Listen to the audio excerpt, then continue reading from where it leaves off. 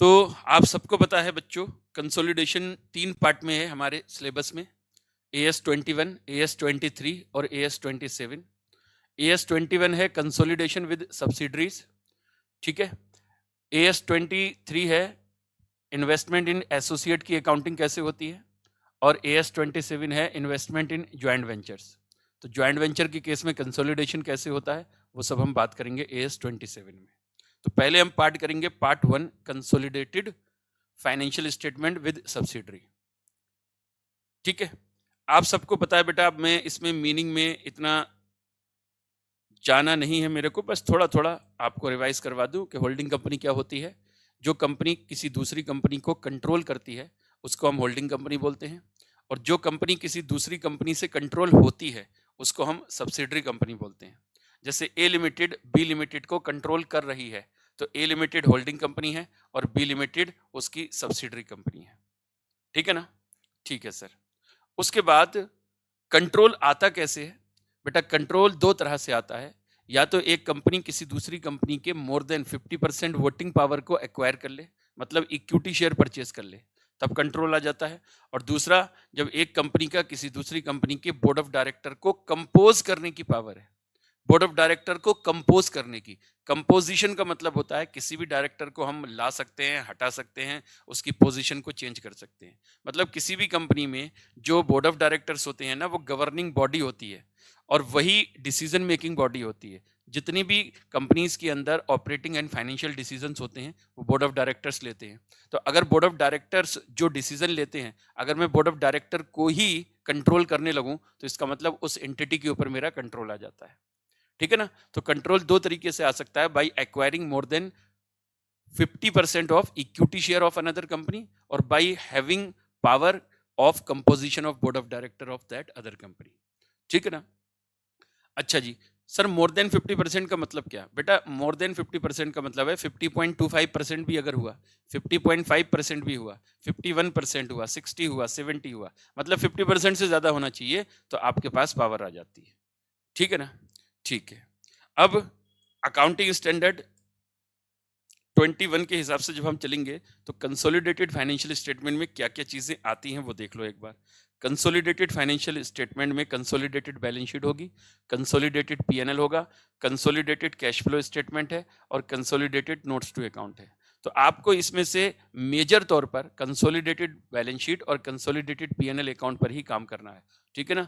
तो क्वेश्चंस जो है वो इन्हीं दोनों से ही रिलेटेड आते हैं, या तो बैलेंस शीट से आएगा या पीएनएल से आएगा। और सबसे ज्यादा समय जो लगता है, मतलब आप समझ लो 90% समय आपका कंसोलिडेटेड बैलेंस शीट पर लगता है, 10% जो समय है वो आपका प्रॉफिट एंड लॉस स्टेटमेंट पर लगता है, ठीक है जी।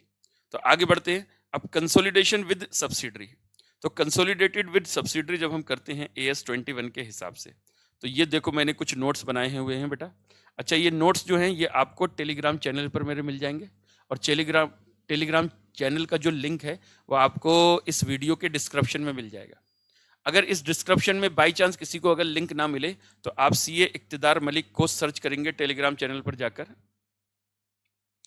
आप CA इक्तिदार मलिक सर्च करेंगे, आपको मेरा टेलीग्राम चैनल मिल जाएगा और आप उस टेलीग्राम चैनल को ज्वाइन कर लीजिए, ठीक है ना। तो देखिए, consolidation with subsidiaries as per AS21, as per AS21। तो consolidation with subsidiaries will be as per AS21। AS21 जो है ना वो does not mandate to prepare consolidated financial statement.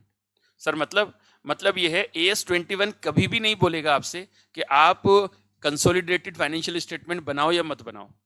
AS21 कहता है कि whatever provision is there regarding consolidated financial statement, आप उसको फॉलो करो। जो लीगल प्रोविजन है, जो आपसे लॉ कहता है आप उसको फॉलो करें।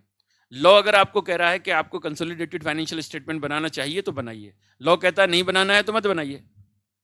लेकिन वो कहता है कि जब भी अगर आपको फाइनेंशियल स्टेटमेंट बनाना है, कंसोलिडेटेड फाइनेंशियल स्टेटमेंट बनाना है, तो फिर AS21 के हिसाब से बनाना पड़ेगा। मतलब AS21 does not mandate to prepare consolidated financial statement, it only prescribe the procedure and process for preparation of consolidated financial statement. मतलब वो ये कहता है आप बनाओ मत बनाओ इससे मेरे को मतलब नहीं है, लेकिन अगर बनाओगे तो मेरे हिसाब से बनाना पड़ेगा। तो ये एमसीक्यू में आपसे क्वेश्चन पूछा जा सकता है, क्या AS21 मैंडेट करता है? The answer is no. यानी consolidated financial statement is not mandatory as per accounting standard 21। Accounting Standard 21 is only specify the process and procedure for preparation of consolidated financial statement. तो यहां पर देखिए लिखा हुआ है, it means AS21 will be applied only when a company is preparing CFS with its subsidiary. CFS का मतलब Consolidated Financial Statement. AS21 is specified to prepare CFS on the basis of full consolidation method. Sir ये full consolidation method का मतलब क्या है? बेटा full consolidation method का मतलब है कि अगर आपने 60% शेयर भी सब्सिडरी कंपनी के खरीद रखे हैं, तब भी आपको उसकी 100% एसेट 100% लायबिलिटी को अपने साथ जोड़ना है। अब बेटा मैं आपको रिवीजन करवा रहा हूं, तो मैं यहाँ पर कोई कॉन्सेप्ट वगैरह आपको बहुत ज्यादा डिटेल में तो डिस्कस करने वाला हूं नहीं, तो मुझे आपको रिवाइज करवानी है। तो यहां पर इसलिए मैं अभी शुरू में ही बता रहा हूं आपको फुल कंसोलिडेशन का मतलब क्या है, कि अगर आपने 60%, 70%, 80% शेयर भी खरीद रखे हैं किसी सब्सिडरी कंपनी के, तब भी आप उसकी 100% एसेट 100% लायबिलिटी को अपने साथ जोड़ लोगे। और जितना परसेंट नेट एसेट के आप मालिक नहीं हो, उसको हम माइनॉरिटी इंटरेस्ट के तौर पर डिस्क्लोज करते हैं under the head equity and liability in the balance sheet. और कहां डिस्क्लोज करते हैं? Before share holder, after share holder fund, but before non current liability. तो नॉन करंट लायबिलिटी और शेयर होल्डर फंड के बीच में हम माइनॉरिटी इंटरेस्ट को शो करते हैं। ठीक है, तो इसका हम वर्किंग नोट भी बनाते हैं, वो मैं आपको बताऊंगा कि कैसे वर्किंग नोट बनता है। आगे है इसी को बोलते हैं फुल कंसोलिडेशन। यानी शेयर है 60%, लेकिन 100% कंसोलिडेशन हो रहा है। 100% asset 100% liability of subsidiary company will be added line by line. अब कंसोलिडेशन का प्रोसेस क्या है?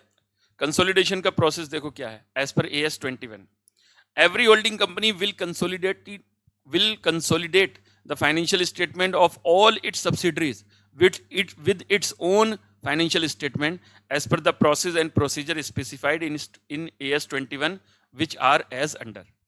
और क्या है देखो, सबसे पहले all asset and all liabilities of subsidiary company will be added with asset and liability of holding company on line by line basis।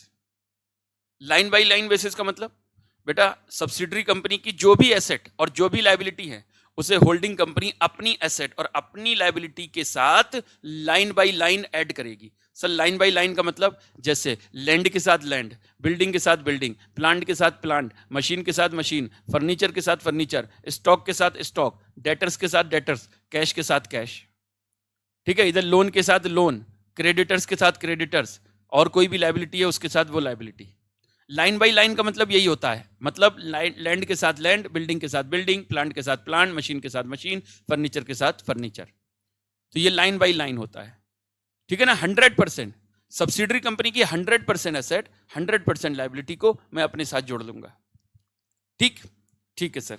उसके बाद जो इन्वेस्टमेंट इन सब्सिडरी आपने किया होता है, that will be replaced with net asset of subsidiary company and we calculate cost of control or capital reserve by preparing following statement which is known as cost of control statement।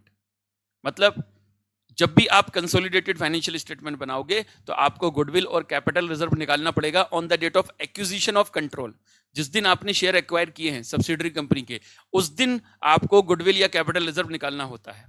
तो हमें क्या करना होता है, cost of investment में से जिस दिन आपने शेयर एक्वायर किए उस दिन सब्सिडरी कंपनी का जो भी नेट एसेट था उसको, उसमें आपका जितना हिस्सा है वो आपको माइनस करना पड़ता है। अब नेट एसेट निकालने के दो तरीके होते हैं, एक तो एसेट रूट से चलोगे, तो एसेट रूट से देखोगे तो एसेट माइनस लायबिलिटी कर दो, लेकिन आपको एसेट रूट से ना चलकर लायबिलिटी रूट से चलना पड़ेगा। लायबिलिटी रूट से मतलब, हाँ मतलब लायबिलिटी रूट में नेट एसेट का मतलब होता है शेयर कैपिटल और reserve and surplus on the date of acquisition of share. मान लो एच लिमिटेड ने एस लिमिटेड के 1/4/2025 को कुछ शेयर खरीदे, यानी कंट्रोल एक्वायर किया, तो 1/4/25 को उसका जो शेयर कैपिटल होगा किसका, सब्सिडरी कंपनी का, और उसका जितना भी रिजर्व एंड सरप्लस होगा वो सब नेट एसेट का पार्ट माना जाता है, नेट एसेट का पार्ट माना जाता है। मान लो ये दोनों मिलाकर जिस दिन आपने शेयर खरीदे वो 10 लाख थे और आपने शेयर खरीदे हैं 80%, तो इसमें आपका हिस्सा कितना हो गया, 8 लाख। तो जिस दिन आपने शेयर एक्वायर किए सब्सिडरी कंपनी के, उस दिन सब्सिडरी का जो नेट एसेट था, नेट एसेट मतलब शेयर कैपिटल और उसका आज तक का रिजर्व एंड सरप्लस, ठीक है ना, इस रिजर्व एंड सरप्लस को हम बोलते हैं प्री एक्विजिशन प्रॉफिट। मतलब जिस दिन आपने शेयर एक्वायर किए उस दिन सब्सिडरी कंपनी जितना भी प्रॉफिट कमा चुकी थी उस सबको हम प्री एक्विजिशन प्रॉफिट बोलते हैं।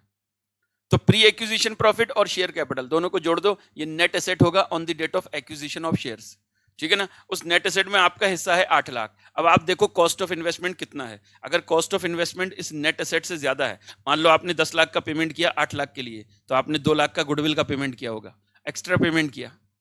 और अगर मान लीजिए 8 लाख का नेट एसेट है, आपने पेमेंट किया सिर्फ 7 लाख, तो बेटा 1 लाख आपको फायदा हो गया। This is called capital reserve.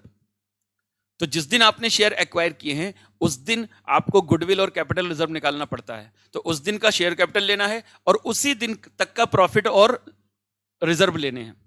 तो जिस दिन आपने शेयर एक्वायर किए उस दिन तक सब्सिडरी कंपनी जो प्रॉफिट जो रिजर्व इकट्ठे कर चुकी थी, कमा चुकी थी, उसको हम बोलते हैं pre acquisition profits, pre acquisition profit. अच्छा, आपके शेयर खरीदने के बाद सब्सिडरी ने जो कमाया उसको हम बोलते हैं पोस्ट एक्विजिशन प्रॉफिट। और पोस्ट एक्विजिशन प्रॉफिट में जो होल्डिंग का हिस्सा होता है वो होल्डिंग के लिए नॉर्मल प्रॉफिट माना जाता है, रेवेन्यू प्रॉफिट माना जाता है। उसे होल्डिंग कंपनी अपने जनरल रिजर्व अपने पीएनएल के साथ ऐड कर लेती है। मान लो जिस दिन शेयर एक्वायर किए उस दिन सब्सिडरी का जनरल रिजर्व था 1 लाख और जिस दिन मैं कंसोलिडेशन कर रहा हूं उस दिन उसका जनरल रिजर्व है 1.5 लाख। तो इसका मतलब ये कहलाएगा प्री। और फिर इसके बाद इसमें जितना इंक्रीमेंट हुआ, कितना हुआ 50,000, ये कहलाएगा post general reserve, post general reserve. तो ये तो जिस दिन आप गुडविल कैपिटल रिजर्व निकालोगे उसकी नेट एसेट का पार्ट माना जाएगा। लेकिन ये जो है 50,000 जो इंक्रीमेंट हुआ है आपके शेयर खरीदने के बाद, ये आपके लिए नॉर्मल प्रॉफिट माना जाएगा, नॉर्मल जनरल रिजर्व माना जाएगा। इसको रेवेन्यू प्रॉफिट भी बोलते हैं। तो इसमें जो आपका हिस्सा है, आपका मतलब होल्डिंग का हिस्सा, तो होल्डिंग कंपनी इसको अपने जनरल रिजर्व के साथ ऐड कर लेगी। सेम बिल्कुल अदर प्रॉफिट के साथ होगा, यानी पीएनएल के साथ या कोई और रिजर्व होगा उसके साथ। तो मान लो जिस दिन शेयर एक्वायर किए उस दिन पीएनएल का बैलेंस था 2 लाख, तो इसको बोलेंगे प्री एक्विजिशन प्रॉफिट। और जिस दिन कंसोलिडेशन कर रहे हैं उस दिन हमारा पीएनएल का बैलेंस है 3 लाख, तो इसका मतलब हमारे शेयर खरीदने के बाद पीएनएल में कितना इंक्रीमेंट हुआ 1 लाख। तो जो 1 लाख का इंक्रीमेंट हुआ this is normal profit for me, revenue profit for me. तो ये 2 लाख जो है जिस दिन मैंने शेयर खरीदे उस दिन तक सब्सिडरी ने जो कमाया था, तो ये 2 लाख जो है ये मेरे लिए नेट एसेट का पार्ट होगा गुडविल और कैपिटल रिजर्व को निकालने के लिए। लेकिन मेरे शेयर खरीदने के बाद जो प्रॉफिट में इंक्रीमेंट हुआ वो मेरे लिए नॉर्मल प्रॉफिट होता है। और इसमें जितना मेरा हिस्सा है, मान लो 80% मेरा हिस्सा है, तो 80,000 मेरा हिस्सा है, उसे मैं अपने पीएनएल के साथ में ऐड कर लूंगा। ठीक है ना। इसको बेटा हम रेगुलर क्लासेस में बड़ा स्टेप बाय स्टेप चलकर समझाते हैं। ठीक है, 2-2, 3-3 क्लास लग जाती हैं सिर्फ इसी को समझाने के लिए। लेकिन क्या करें, अभी तो हम रिवीजन कर रहे हैं, एक वीडियो में हमको सब कुछ कवर करना है, तो इसलिए मेरे को सब एक साथ बताना पड़ रहा है। ठीक है, तो यहां पर देखो, यहां देखिए, investment in subsidiary company will be replaced with net asset of subsidiary company and we calculate cost of control यानी गुडविल और capital reserve by preparing following statement which is known as cost of control statement. तो cost of investment में से holding share in share capital of subsidiary minus कर दो और holding share in pre acquisition profit. और pre acquisition profit का मतलब होता है कि जिस दिन आपने शेयर खरीदे उस दिन तक सब्सिडरी कंपनी जो कमा चुकी थी, that is called pre acquisition profit. और इसको बोलते हैं, जो डिफरेंस आएगा वो गुडविल या कैपिटल रिजर्व होगा। अगर डिफरेंस पॉजिटिव आया तो गुडविल है और डिफरेंस अगर नेगेटिव में आया तो कैपिटल रिजर्व है। गुडविल और capital reserve is calculated on the date when controlling interest is acquired by holding company. मतलब जिस दिन आपने शेयर एक्वायर किए उस दिन की डेट को, यानी उस दिन जो हमारा शेयर कैपिटल था, उस दिन जो हमारा प्रॉफिट एंड रिजर्व्स थे, वो लेते हैं आप गुडविल और कैपिटल रिजर्व निकालने के लिए। ठीक है ना। अच्छा, अब मैंने आपको बोला कि आप 100% एसेट 100% लायबिलिटी को अपने साथ जोड़ लेते हो। सब्सिडरी कंपनी की 100% एसेट 100% लायबिलिटी को अपने साथ जोड़ लेते हो। आप जोड़ लेते हो ना, 100% एसेट 100% लायबिलिटी को आप अपने साथ जोड़ लेते हो सब्सिडरी कंपनी की। ठीक है ना। लेकिन मान लो आपने शेयर खरीद रखे हैं 80%, तो देखो आपने मान लो 10 लाख का एसेट और 2 लाख का लायबिलिटी अपने साथ जोड़ लिया, तो ये कितने का नेट एसेट आपने अपने साथ जोड़ा, 8 लाख का। एसेट माइनस लायबिलिटी 8 लाख का नेट एसेट अपने साथ जोड़ लिया। जबकि मालिक को मान लो आप 80% के ही बस, तो आपने इसमें से 20% किसी और का जोड़ रखा है जो आपका नहीं है। इसको बोलते हैं माइनॉरिटी इंटरेस्ट। मतलब जो हिस्सा आपका नहीं था लेकिन आपने अपनी एसेट लायबिलिटी के साथ जोड़ रखा है, that is called minority interest. और इस माइनॉरिटी इंटरेस्ट को हमें डिस्क्लोज करना पड़ता है इन द या under the head equity and liability. तो शेयर होल्डर फंड के नीचे और नॉन करंट लायबिलिटी के ऊपर आपको ये दिखाना पड़ेगा। और माइनॉरिटी इंटरेस्ट की कैलकुलेशन कैसे होती है, हम इसको भी लायबिलिटी रूट से ही निकालते हैं, मतलब वही शेयर कैपिटल और रिजर्व एंड सरप्लस वाले रूट से। तो those net asset of subsidiary company which are not owned by holding but controlled by holding company is called minority interest. मतलब हम उसको ओन तो नहीं करते, लेकिन हम उसको कंट्रोल जरूर करते हैं, क्योंकि जब हम किसी कंपनी को कंसोलिडेट कर रहे होते हैं तो हमारा उसके ऊपर कंट्रोल होता है, तभी हम उसको कंसोलिडेट कर रहे होते हैं। तो कुछ ऐसी नेट एसेट जिसको हम कंट्रोल कर रहे हैं, भले ही हम मालिक नहीं है उसके, लेकिन हम उसको कंट्रोल कर रहे हैं, तो उसको हम माइनॉरिटी इंटरेस्ट बोलते हैं। तो वो कैलकुलेट कैसे करते हैं, सब्सिडरी के शेयर कैपिटल में माइनॉरिटी का जो शेयर होता है, फिर प्री प्रॉफिट में जो शेयर होता है, और पोस्ट एक्विजिशन प्रॉफिट में जो माइनॉरिटी का शेयर होगा, वो सबको जोड़ दोगे तो ये टोटल माइनॉरिटी इंटरेस्ट है। और minority interest is calculated on each consolidated balance sheet date. तो माइनॉरिटी इंटरेस्ट जो है वो कंसोलिडेशन की डेट पर कैलकुलेट किया जाता है, मतलब जिस दिन शेयर एक्वायर किए उस दिन तो कैलकुलेट किया ही जाता है, उसके बाद ये हर कंसोलिडेटेड डेट पर आपको कैलकुलेट करना पड़ता है। और कंसोलिडेटेड बैलेंस शीट में माइनॉरिटी इंटरेस्ट को आपको शो करना है under the separate heading equity and liabilities below share holder fund but above non current liabilities.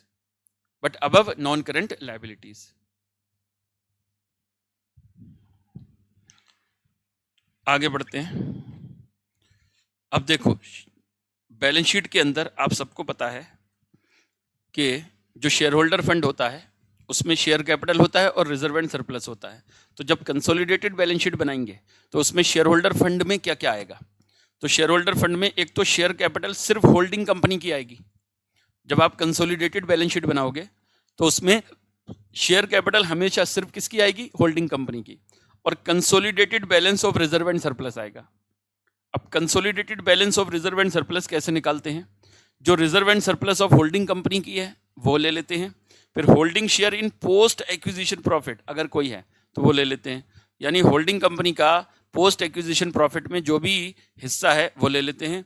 और अगर कॉस्ट ऑफ कंट्रोल जब आप बनाओगे, यानी कॉस्ट ऑफ इन्वेस्टमेंट में से जिस दिन आपने शेयर एक्वायर किए उस दिन का नेट एसेट आप माइनस करोगे, तो अगर कैपिटल रिजर्व आ गया तो वो कैपिटल रिजर्व भी यहाँ ले जाकर ऐड कर दोगे, तो ये हो जाएगा कंसोलिडेटेड रिजर्व एंड सरप्लस। ठीक है, तो ये पूरा प्रोसेस होता है हमारा कंसोलिडेटेड बैलेंस शीट बनाने का। क्या होता है, सबसे पहले एसेट और लायबिलिटी को लाइन बाय लाइन ऐड करते हैं, हम गुडविल और कैपिटल रिजर्व निकालते हैं उस दिन के लिए जिस दिन आपने शेयर एक्वायर किए हैं, ठीक है ना। और माइनॉरिटी इंटरेस्ट निकालते हैं कंसोलिडेशन की डेट पर, फिर कंसोलिडेटेड रिजर्व एंड सरप्लस का बैलेंस निकालते हैं। ये कुछ 3-4 वर्किंग नोट बनेंगे आपके, जो आपको हर क्वेश्चन में बनाने पड़ेंगे। ठीक है, अब सब्सिडरी कंपनी का जो प्रॉफिट होता है जरा एक बार उसको रिवाइज कर लेते हैं। क्या होता है, सब्सिडरी कंपनी के प्रॉफिट को हम 2 पार्ट में बांटते हैं, एक होता है pre acquisition profit and reserve और एक होता है post acquisition profit and reserve, जैसे मैं अभी बता चुका हूं। Pre acquisition profit and reserve का मतलब क्या होता है, वो प्रॉफिट और रिजर्व जो सब्सिडरी कंपनी कमा चुकी थी up to the date of acquisition of share, जिस दिन आपने शेयर एक्वायर किए उस दिन तक सब्सिडरी कंपनी जो कमा चुकी थी, that is called pre acquisition profit and reserve. अब प्री एक्विजिशन प्रॉफिट और रिजर्व के 2 पार्ट किए जाते हैं, होल्डिंग का हिस्सा और माइनॉरिटी का हिस्सा। होल्डिंग का हिस्सा जो है वो कॉस्ट ऑफ कंट्रोल में, कॉस्ट ऑफ इन्वेस्टमेंट में से माइनस किया जाता है, क्योंकि ये कॉस्ट ऑफ एक्विजिशन का पार्ट होता है। जब हम शेयर खरीदते हैं ना तो इस प्रॉफिट की कीमत पे करके आते हैं, तो इसलिए कॉस्ट ऑफ इन्वेस्टमेंट में से इसको माइनस कर देते हैं गुडविल और कैपिटल रिजर्व निकालने के लिए, ठीक है ना। फिर माइनॉरिटी का जो हिस्सा होता है वो माइनॉरिटी में चला जाता है। ये देखिए, share of holding company in pre profit and reserve is deducted from cost of investment, cost of control जब आप बनाओगे, और जो माइनॉरिटी का है वो माइनॉरिटी में चला जाएगा, ठीक है। अच्छा, जो पोस्ट एक्विजिशन प्रॉफिट होता है उसका मतलब होता है profit and reserve earned by subsidiary company after the acquisition of share by holding company. जिस दिन होल्डिंग कंपनी ने शेयर एक्वायर कर लिए उसके बाद में सब्सिडरी कंपनी जो भी कमाती है that is called post acquisition profit. और उस पोस्ट एक्विजिशन प्रॉफिट के भी 2 पार्ट किए जाते हैं, उसके बोलते हैं एक होल्डिंग का हिस्सा और एक माइनॉरिटी का हिस्सा। तो जो माइनॉरिटी का हिस्सा है वो तो माइनॉरिटी में ही चला जाएगा, लेकिन जो होल्डिंग का हिस्सा है तो वो होल्डिंग जनरल रिजर्व में जो इसका हिस्सा है वो उसे अपने जनरल रिजर्व के साथ ऐड कर लेगी, और पीएनएल में जो हिस्सा है उसे अपने पीएनएल के साथ ऐड कर लेगी। ठीक है, ठीक है सर, यहां तक तो ये बात हो गई। आइए अब आगे बढ़ते हैं। अब कुछ इंपॉर्टेंट एडजस्टमेंट हैं जो मैं आपको बताऊंगा। बेटा आपको कैलकुलेट करना सिखाऊंगा मैं प्री एक्विजिशन प्रॉफिट और पोस्ट एक्विजिशन प्रॉफिट कुछ इंपॉर्टेंट केसेस में, जहां पर गुडविल, कैपिटल रिजर्व वगैरह सब कुछ मैं आपको बताऊंगा। सबसे पहली एडजस्टमेंट है हमारी एबनॉर्मल लॉस एंड गेन, ठीक है। लेकिन उससे पहले जरा एक आध एग्जाम्पल से हम लोग क्या करते हैं, पहले प्री और पोस्ट प्रॉफिट निकालना सीख लेते हैं। प्री और पोस्ट प्रॉफिट निकालना सीख लेते हैं एक आध एग्जाम्पल से। एक मिनट बेटा जरा। तो ऐसा करते हैं ना, एक दो छोटे छोटे एग्जाम्पल पहले कुछ प्री और पोस्ट प्रॉफिट के कर लेते हैं ताकि आपको थोड़ा सा रिवाइज हो जाए। देखो एग्जाम्पल नंबर 1 मैं यहां पर लेता हूं। ये है मान लो 1/4/2024 और ये है 31 मार्च 2025। यहाँ प्रॉफिट एंड लॉस अकाउंट दे रखा है 10 लाख और यहाँ पर प्रॉफिट एंड लॉस अकाउंट दे रखा है 25 लाख, ठीक है। लो जी, जनरल रिजर्व भी है, यहाँ पर है 5 लाख और यहाँ जनरल रिजर्व है 11 लाख। ये प्रॉफिट एंड लॉस किसका है, यहाँ लिख देता हूँ reserve and surplus of S limited, S limited. अब यहाँ लिखते हैं एच लिमिटेड,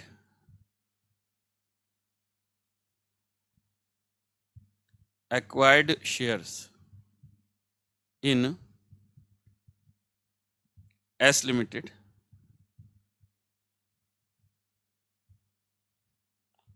on 1/4/2024 और कितने शेयर, 80%, ठीक है ना, 80% फॉर रुपीज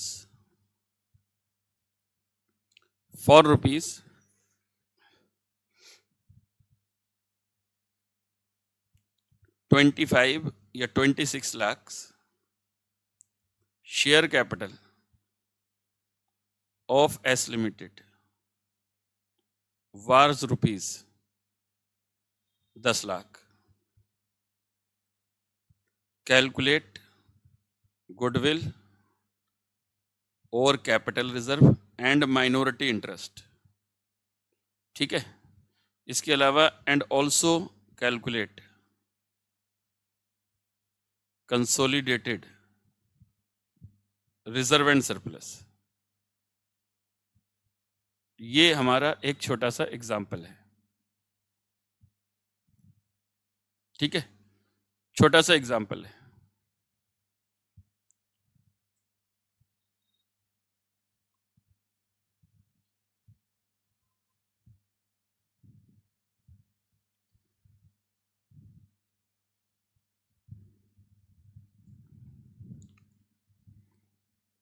छोटा सा एग्जाम्पल है।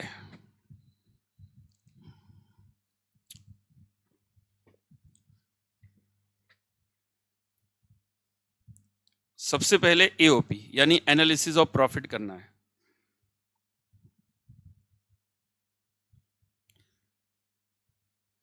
एनालिसिस ऑफ प्रॉफिट, तो यहां लिखेंगे एक तो प्री प्रॉफिट यानी प्री एक्विजिशन प्रॉफिट, और वो किस दिन का चाहिए, 1/4/2024 का। फिर यहां पर है पोस्ट जनरल रिजर्व यानी मेरे शेयर खरीदने के बाद जनरल रिजर्व में कितना इंक्रीमेंट हुआ। फिर यहां पर आएगा पोस्ट प्रॉफिट एंड लॉस, मेरे शेयर खरीदने के बाद पीएनएल में कितना इंक्रीमेंट हुआ। फिर यहां आएगा टोटल, टोटल है ये 31 मार्च 25 यानी बैलेंस शीट में कितना दे रखा है आपका पीएनएल या जनरल रिजर्व। यहां देखिए, पहले जनरल रिजर्व लिख लेते हैं। जनरल रिजर्व आपको दे रखा है ओपनिंग 5 लाख यानी यहां का, ये 1/4/2024 का ही है, और बैलेंस शीट डेट का मतलब 31 मार्च का दे रखा है जनरल रिजर्व 11 लाख। मतलब पूरे के पूरे साल में आपके जनरल रिजर्व में इंक्रीमेंट हुआ 6 लाख। उसके बाद प्रॉफिट एंड लॉस 1/4/24 का दे रखा है 10 लाख, 10 लाख, ठीक है जी।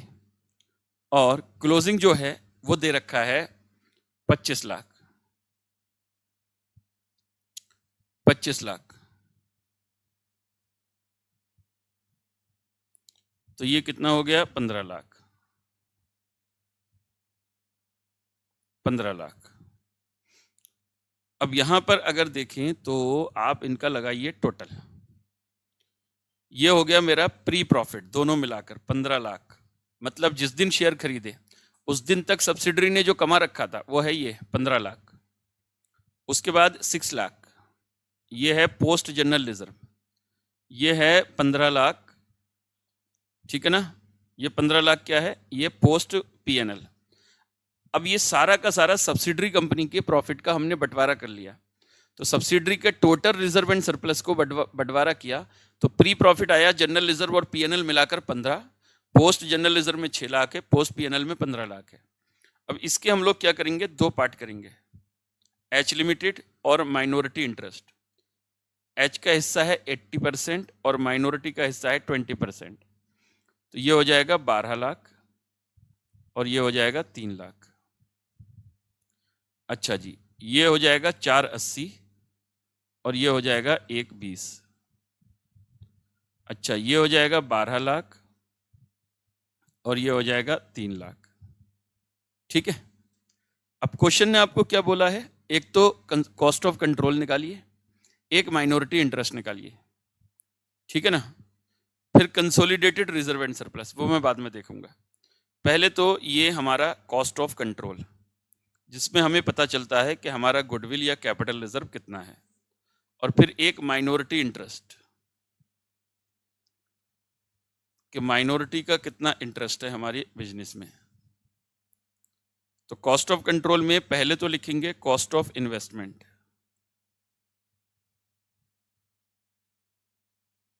कॉस्ट ऑफ इन्वेस्टमेंट कितना? 26 लाख। 26 लाख। अब इस 26 लाख में से पहले तो 80% of share capital of S limited आप लिख दीजिए, ठीक है। तो 80% of share capital, 80% of share capital, तो शेयर कैपिटल है 10 लाख, तो 10 लाख का 80% तो 8 लाख। एक तो ये, दूसरा 80% of pre profit. Pre profit ये वाला देखो, जो होल्डिंग का हिस्सा था 12 लाख रुपए, तो 8 लाख और 12 लाख, तो ये आ जाएगा गुडविल आ जाएगा शायद। पॉजिटिव आया तो गुडविल, नेगेटिव आया तो कैपिटल रिजर्व। तो 12 और 8 20, तो 26 में से 20 लाख जाएगा तो 6 लाख का गुडविल बचेगा। अच्छा, अब माइनॉरिटी का देख लो, 20% of share capital of S limited, तो कितना है? 10 लाख का 20% यानी 2 लाख। उसके बाद 20% of all profits. All profit का मतलब जितने भी माइनॉरिटी का चाहे प्री हो पोस्ट हो वो सब माइनॉरिटी में चला जाएगा। तो 3 लाख, 1 20 और 30, तो 3 लाख और 3 लाख 6 और 7 20 जो है वो माइनॉरिटी का इंटरेस्ट हो जाएगा। तो टोटल जो माइनॉरिटी का इंटरेस्ट होगा वो होगा 9,20,000। ठीक है। अब आपसे क्वेश्चन ने पूछा है कंसोलिडेटेड रिजर्व एंड सरप्लस। तो कंसोलिडेटेड रिजर्व एंड सरप्लस देखो कैसे निकलता है। वर्किंग नोट बनाएंगे तो consolidated reserve and surplus, consolidated reserve and surplus में पहले यहां लिख देते हैं जनरल रिजर्व, फिर पीएनएल और फिर टोटल। सबसे पहले एच लिमिटेड का अगर पहले से कोई जनरल रिजर्व वगैरह दे रखा है तो वो लिख देते हैं, जो इस क्वेश्चन में है नहीं बेटा, इस क्वेश्चन में है नहीं। अगर होता तो पहले वो लिख देते, फिर इसमें प्लस करते शेयर इन पोस्ट प्रॉफिट। तो सब्सिडरी कंपनी के पोस्ट प्रॉफिट में जो होल्डिंग का हिस्सा है, तो जनरल रिजर्व में जो हिस्सा है वो जनरल रिजर्व में ऐड कर देंगे और पीएनएल में जो हिस्सा है वो पीएनएल में लिख देंगे। तो जनरल रिजर्व में कितना हिस्सा है देखो 480 का, और पीएनएल में कितना है 12 लाख का, तो वो ये इसमें ऐड कर दिया जाएगा। और ये कितना है 12 लाख, तो टोटल कितना 16,80,000 ऐड कर दिया जाएगा और फिर ये जो टोटल आता है यही आपका कंसोलिडेटेड रिजर्व एंड सरप्लस होता है। बताओ जी, ठीक है।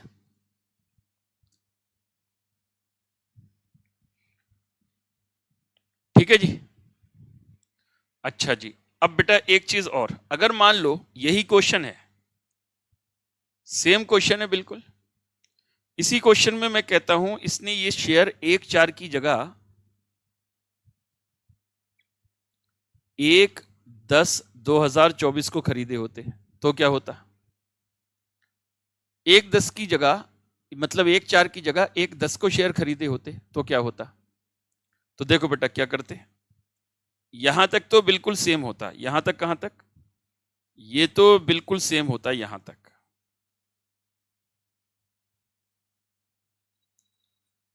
यहां तक बिल्कुल सेम होता, ठीक है ना। लेकिन मैं बल्कि एओपी आपको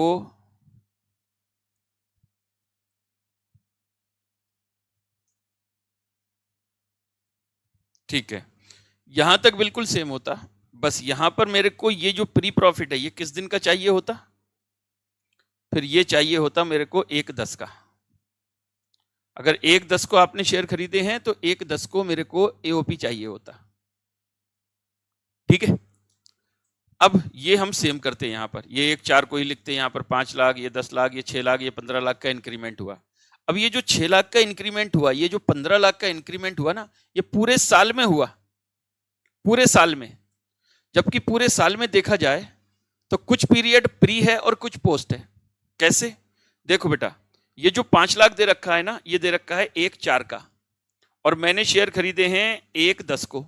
तो बताओ 1/4 से लेकर 1/10 तक सब्सिडरी कंपनी ने जो भी प्रॉफिट कमाया होगा वो सारा का सारा प्री प्रॉफिट होगा।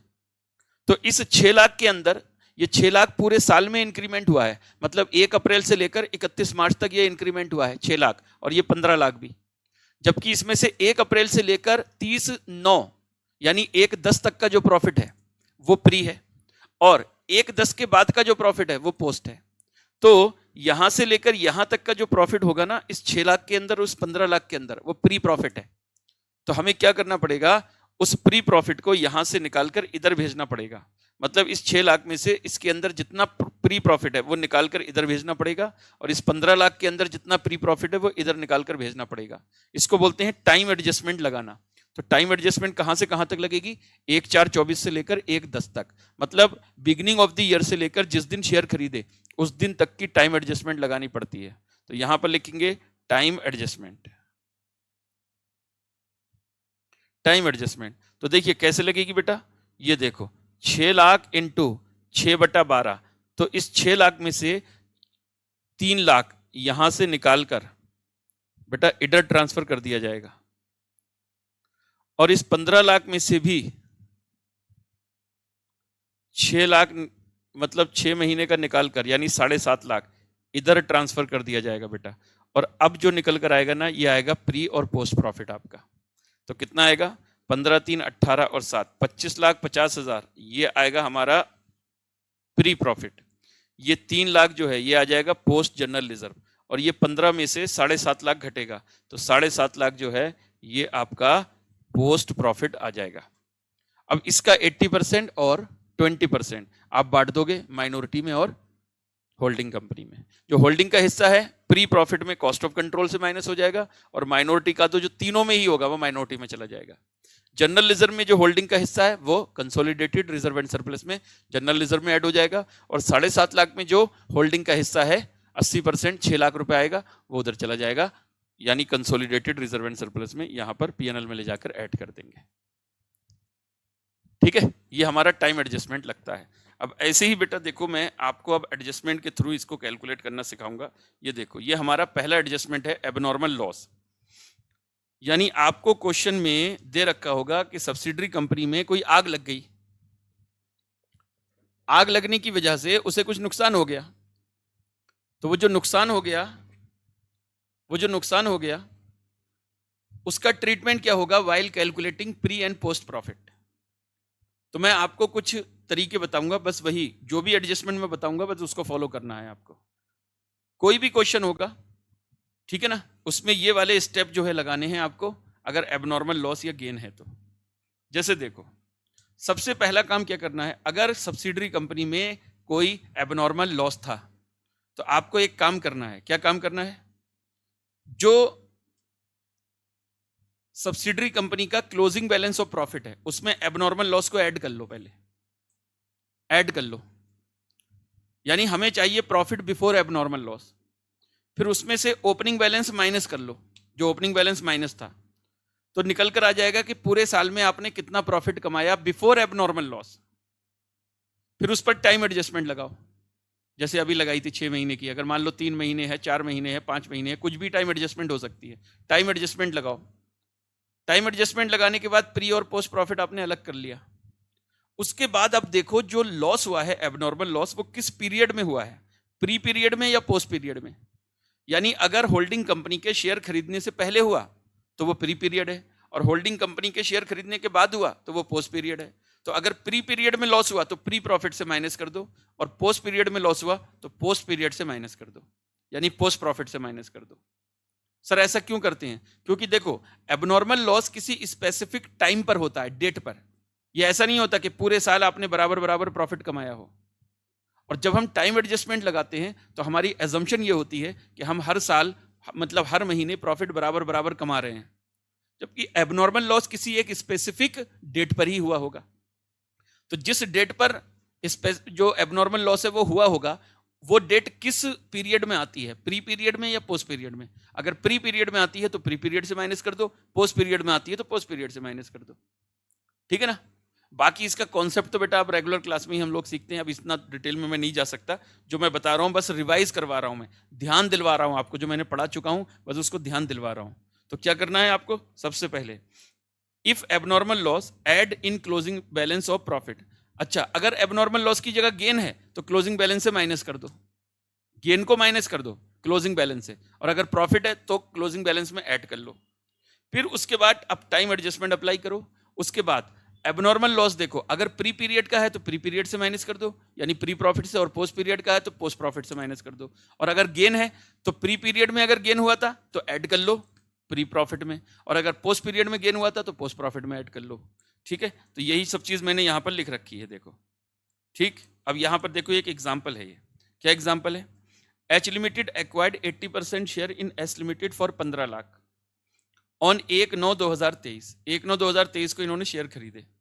Following detail of S limited is provided to you on 31 March 24।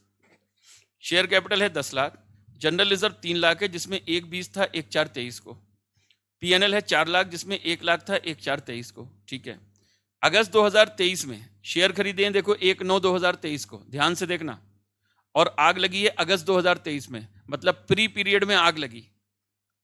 Loss by fire 1.5 lakh, और इंश्योरेंस कंपनी से क्लेम मिल गया 90,000, तो जो लॉस हुआ वो हुआ 60,000 का।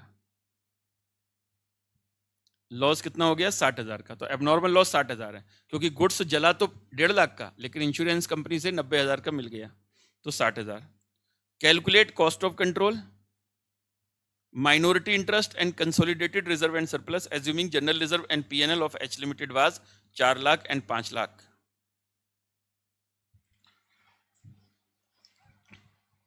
क्या निकालना है?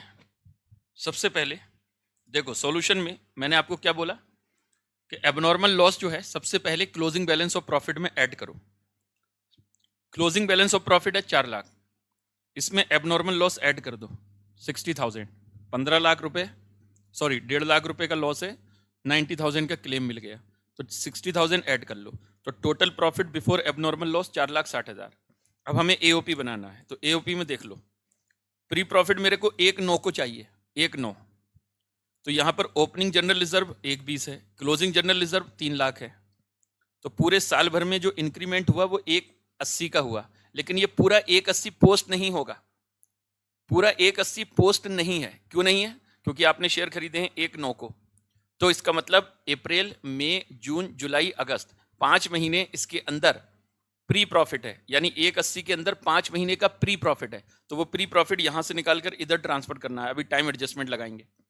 उसके बाद देखो पीएनएल का बैलेंस है 1 लाख, और देखो ये क्लोजिंग बैलेंस ऑफ प्रॉफिट ये है बिफोर एबनॉर्मल लॉस, तो बिफोर एबनॉर्मल लॉस हमारा जो प्रॉफिट आ गया वो 360 आ गया। अब इस 360 तो इन सबका टोटल लगाओ, 220, 180, 360। अब ये 180 और 360 जो है इसके अंदर 5-5 महीने का जो प्रॉफिट है ना वो प्री प्रॉफिट है, तो वो यहाँ से निकाल कर आपको इधर लिखना है। तो यहाँ से देखो 5 महीने का जब टाइम एडजस्टमेंट लगाओगे तो ये लिख दोगे, और इस पर 5 महीने का जो टाइम एडजस्टमेंट लगाओगे वो इधर ले आओगे। और ये इधर करने के बाद फिर बेटा एबनॉर्मल लॉस किस पीरियड में हुआ है? प्री पीरियड में। तो प्री पीरियड में हुआ तो प्री प्रॉफिट से एबनॉर्मल लॉस अब माइनस कर दो 60,000, यानी ऊपर 60,000 जो आपने ऐड किया था वो यहाँ लाकर आप प्री प्रॉफिट में से माइनस कर दो, और अब आपका ये टोटल आ जाएगा 385, 105 और 210। ठीक है, फिर इसमें होल्डिंग का शेयर है 80%, माइनॉरिटी का है 20%, तो हमने ये डिस्ट्रीब्यूट कर लिया। उसके बाद में आइए अब यहाँ पर cost of control. Cost of control में देखोगे कॉस्ट ऑफ इन्वेस्टमेंट 15 लाख, इसमें से 80% of share capital of S limited 18 lakh. ठीक है, फिर 80% of pre profit of S limited 3,08,000 जो आपने यहाँ से लिया है। देखो ये 3,08,000 ये यहाँ से लिया है, तो ये यहाँ से माइनस कर दिया, गुडविल आ गया 392। माइनॉरिटी इंटरेस्ट देखो 20% of share capital of S limited 2 lakh, 2 lakh कैसे? 10 लाख का 20%, और 20% of all profit of S limited. All का मतलब है जितने भी प्रॉफिट आपने एओपी में निकाले हैं इनके 77, 21 और 42, इन तीनों का टोटल लगाओगे तो इन तीनों का टोटल बेटा कितना होगा? 140। तो ये माइनॉरिटी का इंटरेस्ट आ गया। उसके बाद कंसोलिडेटेड रिजर्व एंड सरप्लस। तो consolidated reserve and surplus H limited का जनरल रिजर्व है 4 लाख, पीएनएल है 5 लाख, टोटल है 9 lakh. Share in post profit, तो जनरल रिजर्व में एच लिमिटेड का हिस्सा 84 था और पीएनएल में 168 था, टोटल हो गया 252। तो फिर ये टोटल लगा लीजिए, ये आपका बन गया। अब जब आप कंसोलिडेटेड बैलेंस शीट बनाओगे तो उसकी सारी एसेट सारी लायबिलिटी को अपने साथ जोड़ लोगे। गुडविल में कितना दिखा दोगे? 3,92,000। माइनॉरिटी इंटरेस्ट में कितना दिखा दोगे? 340, और कंसोलिडेटेड रिजर्व एंड सरप्लस में 11,52,000 दिखा दोगे। ये तीन चीजें मैंने कैलकुलेट की हैं। ठीक है, तो ये मेरा एक एग्जाम्पल हुआ। अब एग्जाम्पल नंबर 2 देखो, जिसमें एबनॉर्मल गेन भी ले लिया। लो जी, मैंने एक बड़ा सा इसमें एग्जाम्पल ले लिया। ये एच लिमिटेड ने 70% शेयर एक्वायर किए for ₹20 lakh on 1/8/2023। Following detail S limited की 31 मार्च 24 को दे रखी है। Share capital 20 lakh, general reserve 5 lakh है क्लोजिंग, लेकिन 1/4/23 को 140 था। पीएनएल 3 लाख है लेकिन 1/20 1/4/23 को था। लॉस बाई फायर जुलाई में हुआ 150, दिसंबर में हुआ 90,000। ये दोनों एबनॉर्मल लॉस है। तो ये देखो प्री पीरियड में हुआ और ये देखो पोस्ट पीरियड में हुआ। ठीक है ना। उसके बाद एबनॉर्मल गेन, एबनॉर्मल गेन 1/20 1/6 को हुआ। ठीक है ना, 1/20 1/6 को हुआ। तो इसका मतलब ये है कि ये प्री पीरियड में हुआ है, प्री पीरियड, क्योंकि शेयर खरीदे गए हैं अगस्त में। तो बेटा कंपनी जो है ड्रीम 11 पर टीम बनाकर 1,20,000 रुपए जीत गई, तो क्या है? Abnormal gain. ठीक। Calculate cost of control and minority interest and consolidated reserve and surplus and general reserve and PNL of H limited was 8 lakh and 7 lakh.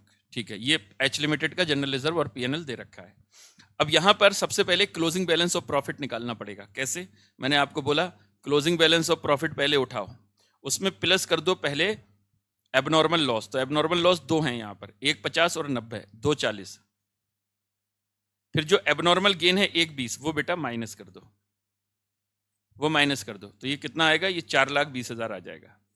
ठीक है, यानी टाइम एडजस्टमेंट लगाने से पहले आपको ये क्लोजिंग बैलेंस ऑफ प्रॉफिट में एडजस्ट कर लेना चाहिए। तो यहां देखो closing balance of profit of S limited 3 lakh, इसमें एबनॉर्मल लॉस जुलाई वाला ऐड करो, एबनॉर्मल लॉस दिसंबर वाला ऐड करो, एबनॉर्मल गेन माइनस कर दो, total profit before abnormal item आ गया 4,20,000। अब यहां पर आपको एओपी बनाना है। तो ये देखिए एओपी, ये एओपी देखो बेटा, जनरल रिजर्व 5 लाख है क्लोजिंग, ओपनिंग है 140, तो 3,60,000 पोस्ट हो गया। यानी पोस्ट ये पूरा नहीं होगा क्योंकि इसमें टाइम एडजस्टमेंट अभी लगना है। फिर देखो 4,20,000 बिफोर एबनॉर्मल आइटम, 1,20,000, 3 लाख हो गया। अब यहाँ पर टोटल 260, 360, 3 लाख। अब टाइम एडजस्टमेंट देखो कितने महीने का लगेगा? 1/4 से लेकर 1/8 तक, तो मतलब अप्रैल, मई, जून, जुलाई, 4 महीने कंपनी ने पहले बिजनेस किया होगा, उसके बाद में जाकर आपने शेयर खरीदे हैं। तो इस 360 के अंदर 4 महीने का प्रॉफिट जो है वो प्री है। इस 3 लाख के अंदर 4 महीने का प्रॉफिट जो है वो प्री है। तो आप 4 महीने की टाइम एडजस्टमेंट लगाकर यहाँ पर देखो 1/20 और इसमें 4 महीने की 1 लाख रुपए इधर लाकर लिख दोगे।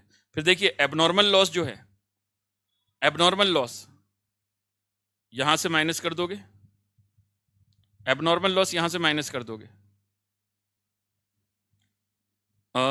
एबनॉर्मल लॉस प्री पीरियड में और ये पोस्ट पीरियड में हुआ था, ये प्री पीरियड में। एबनॉर्मल गेन पोस्ट में ऐड क्यों करा? एक मिनट, एबनॉर्मल गेन कब हुआ है? 1/6 को हुआ है और शेयर कब खरीदे? 1/8 को। यार गलत कर दिया इन्होंने, इसको चलो 1/9 कर देते हैं, ऐसा करते हैं, ठीक है। अब क्योंकि क्वेश्चन पूरा चेंज करना पड़ेगा नहीं तो सॉल्यूशन, तो इसको 1/9 गलती से ये बेटा ऐड होना चाहिए प्री प्रॉफिट में। अगर 1/6 को होता तो प्री प्रॉफिट में ऐड होना चाहिए, लेकिन इन्होंने पोस्ट में ऐड कर दिया, तो मुझे लगता है ये गलती से हो गया, तो इसको 1/9 कर देता हूँ। 1/9 को हमें एबनॉर्मल गेन हुआ, तो प्री प्रॉफिट में, पोस्ट प्रॉफिट में ऐड हो जाएगा एबनॉर्मल गेन। लो जी, एबनॉर्मल गेन जो 1/20 था वो पोस्ट प्रॉफिट में ऐड कर दिया हमने, ठीक है। अब ये टोटल आ गया, इसका 70% और 30% माइनॉरिटी में बांट दो, फिर कॉस्ट ऑफ कंट्रोल देखो, आपने गुडविल निकाल लिया, इधर माइनॉरिटी आ गया सेम बिल्कुल, और इधर ये कंसोलिडेटेड रिजर्व एंड सरप्लस, ठीक है। तो ये एबनॉर्मल लॉस और एबनॉर्मल गेन का ट्रीटमेंट हो गया। अगर कोई भी क्वेश्चन आता है इस तरीके का, आपके क्वेश्चन में मिक्स होकर आ सकता है, या आपको सेपरेट क्वेश्चन भी पूछ सकता है कि प्री और पोस्ट निकालो, एमसीक्यू में क्वेश्चन पूछा जा सकता है, किसी भी तरीके से। आगे अब बात करते हैं बोनस इशू की बच्चों। बोनस इशू, बोनस इशू का क्या मतलब होता है? बोनस इशू बेटा, जब कोई सब्सिडरी कंपनी बोनस इशू करती है, या सब्सिडरी छोड़ो, कोई भी कंपनी जब बोनस शेयर इशू करती है, इसका मतलब है कंपनी ने अपने एग्जिस्टिंग शेयर होल्डर को फ्री में शेयर इशू कर दिए। तो सब्सिडरी ने जब किसी कंपनी को, या सब्सिडरी छोड़ो, अभी मैं कहता हूं बोनस का ट्रीटमेंट थोड़ा सा समझ लेते हैं। अगर कोई कंपनी बोनस शेयर इशू करती है, तो आपको पता है 10,000 बोनस शेयर किसी कंपनी ने इशू करे, 10 रुपए का एक शेयर है। तो बोनस शेयर का क्या मतलब होता है? कंपनी ने फ्री में अपने एग्जिस्टिंग शेयर होल्डर को शेयर दे दिए, कितने? मान लो 10,000। तो इससे शेयर कैपिटल तो क्रेडिट हो जाता है उस कंपनी का, तो 10,000 इंटू 10, 1,00,000 रुपए से उसका शेयर कैपिटल क्रेडिट हो जाएगा। और डेबिट क्या होगा? डेबिट होगा बेटा, पैसे तो आए नहीं, ना कोई एसेट आई, तो जिसको डेबिट कर दे, तो कुछ आया नहीं, इसके बदले में हम रिजर्व एंड सरप्लस को डेबिट कर देते हैं। यानी बोनस इशू का मतलब होता है कैपिटलाइजेशन ऑफ प्रॉफिट। हम प्रॉफिट को कैपिटलाइज कर देते हैं, मतलब जो हमारे जनरल रिजर्व है, पीएनएल है, या सिक्योरिटी प्रीमियम है, या कोई और कैपिटल रिजर्व है, उससे हम बोनस इशू करते हैं।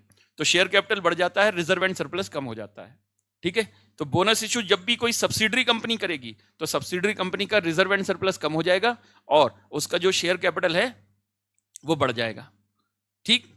अब सवाल उठता है, सर अगर सब्सिडरी कंपनी ने बोनस शेयर इशू करा है, तो होल्डिंग कंपनी उसका मेजर शेयर होल्डर था, तो होल्डिंग कंपनी को भी कुछ शेयर मिले होंगे। मान लो अगर 80% शेयर होल्डिंग कंपनी ने खरीद रखे हैं सब्सिडरी कंपनी के, और सब्सिडरी कंपनी ने 10,000 शेयर बोनस के तौर पर इशू करे, तो इसमें से 8,000 शेयर तो होल्डिंग कंपनी को मिलेंगे। तो होल्डिंग कंपनी का क्या कोई होल्डिंग रेशो में चेंज आएगा? तो the answer is no. Bonus issue से होल्डिंग कंपनी के होल्डिंग रेशो में कोई चेंज नहीं आएगा। क्यों? क्योंकि बोनस शेयर जिस प्रोपोर्शन में सब्सिडरी कंपनी की शेयर कैपिटल को बढ़ाएंगे, उसी प्रोपोर्शन में नंबर ऑफ शेयर बढ़ जाएंगे होल्डिंग कंपनी के पास। सर मतलब ये, जैसे मान लो पहले सब्सिडरी कंपनी का नंबर ऑफ शेयर था 1,00,000, अब इस 1,00,000 में से सब होल्डिंग कंपनी ने 80,000 शेयर खरीद रखे हैं, मान लो 80,000। अब कंपनी ने 10,000 बोनस शेयर इशू करे, तो इस 10,000 में से 80% मतलब 8,000 होल्डिंग को मिले होंगे। तो बोनस के बाद का सिचुएशन देखो जरा, इसका टोटल नंबर ऑफ शेयर 1,10,000 हो जाएंगे, लेकिन इसके पास टोटल नंबर ऑफ शेयर 88,000 हो जाएंगे। तो अगर आप परसेंटेज अभी भी निकालोगे तो 80% ही आएगा। कैसे? आप देख लो, 88,000 डिवाइडेड बाई 1,10,000 इंटू 100 करके देखो, तो 80% ही रहेगा। इसका मतलब बोनस इश्यू से कभी भी होल्डिंग रेशो में कोई चेंज नहीं आएगा। लेकिन मैं आपको एक चीज बता रहा हूं, हमेशा ध्यान रखना, अगर कंपनी ने बोनस इशू किया है, सब्सिडरी कंपनी ने बोनस इशू किया है, और आपको होल्डिंग रेशो दिया हुआ नहीं है, आपको होल्डिंग रेशो कैलकुलेट करना है, तो बहुत सतर्कता के साथ आपको होल्डिंग रेशो कैलकुलेट करना है। आपको जो डिनोमिनेटर और न्यूमरेटर जो है ना, वो दोनों एक ही लेवल के लेने हैं, या तो दोनों बिफोर बोनस लेने हैं या दोनों ही आफ्टर बोनस लेने हैं। मतलब जैसे ये देखो, अगर आपने 80,000 न्यूमरेटर लिया तो डिनोमिनेटर आपको 1,00,000 लेना पड़ेगा, तो 80,000 डिवाइडेड बाई 1 लाख इंटू 100। लेकिन अगर आपने न्यूमरेटर के तौर पर 88,000 लिया मतलब आफ्टर बोनस, तो बेटा डिनोमिनेटर 10 लेना पड़ेगा। ऐसा मत कर देना गलती से कि आपने न्यूमरेटर ले लिया 88,000 और ये जो 1 लाख है इसको आपने बोनस से पहले वाली कैपिटल ले ली, यानी 1 लाख से डिवाइड कर दिया, तो ये 88% आ जाएगा, गलत आ जाएगा। या ऐसा मत कर देना, यहां तो 80 ले लिया और यहां पर 10 ले लिया नीचे, तो 80 डिवाइडेड बाई 1,10,000, ये भी गलत हो जाएगा। तो न्यूमरेटर और डिनोमिनेटर या तो दोनों बिफोर बोनस हो या दोनों ही आफ्टर बोनस हो, ठीक है। तो डिनोमिनेटर और न्यूमरेटर दोनों ही या तो बिफोर बोनस या आफ्टर बोनस। अब कभी कभी क्या होता है, आपको सब्सिडरी कंपनी का शेयर कैपिटल आफ्टर बोनस दिया होता है और नीचे बताया होता है कि सब्सिडरी कंपनी के होल्डिंग कंपनी ने इतने शेयर खरीदे थे।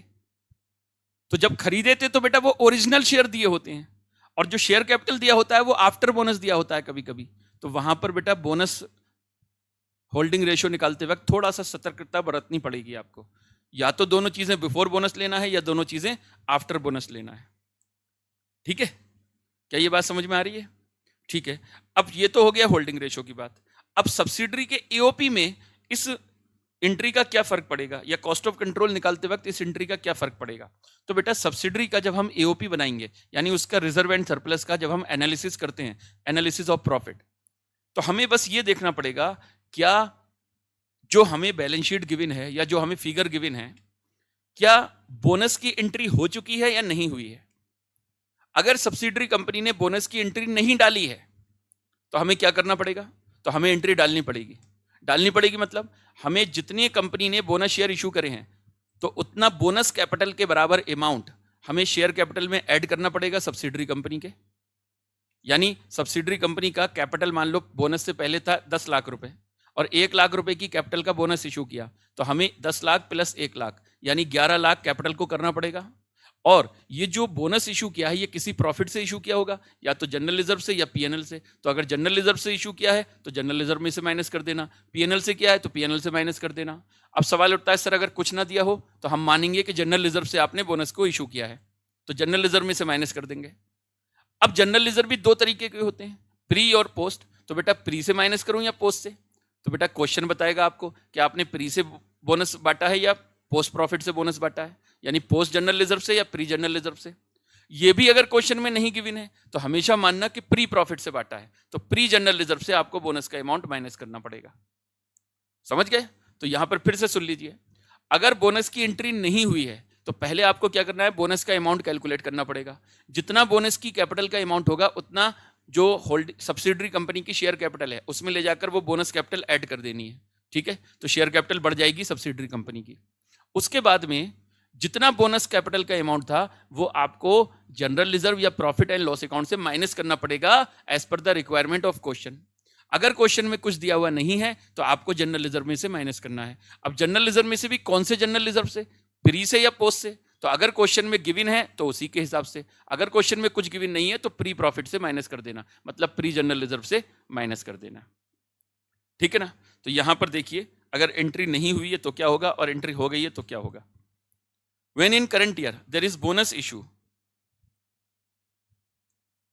देख लो, when in current year there is bonus issue of share by subsidiary company, then it increases share capital of subsidiary company and decrease reserve and surplus, general reserve या profit of subsidiary company.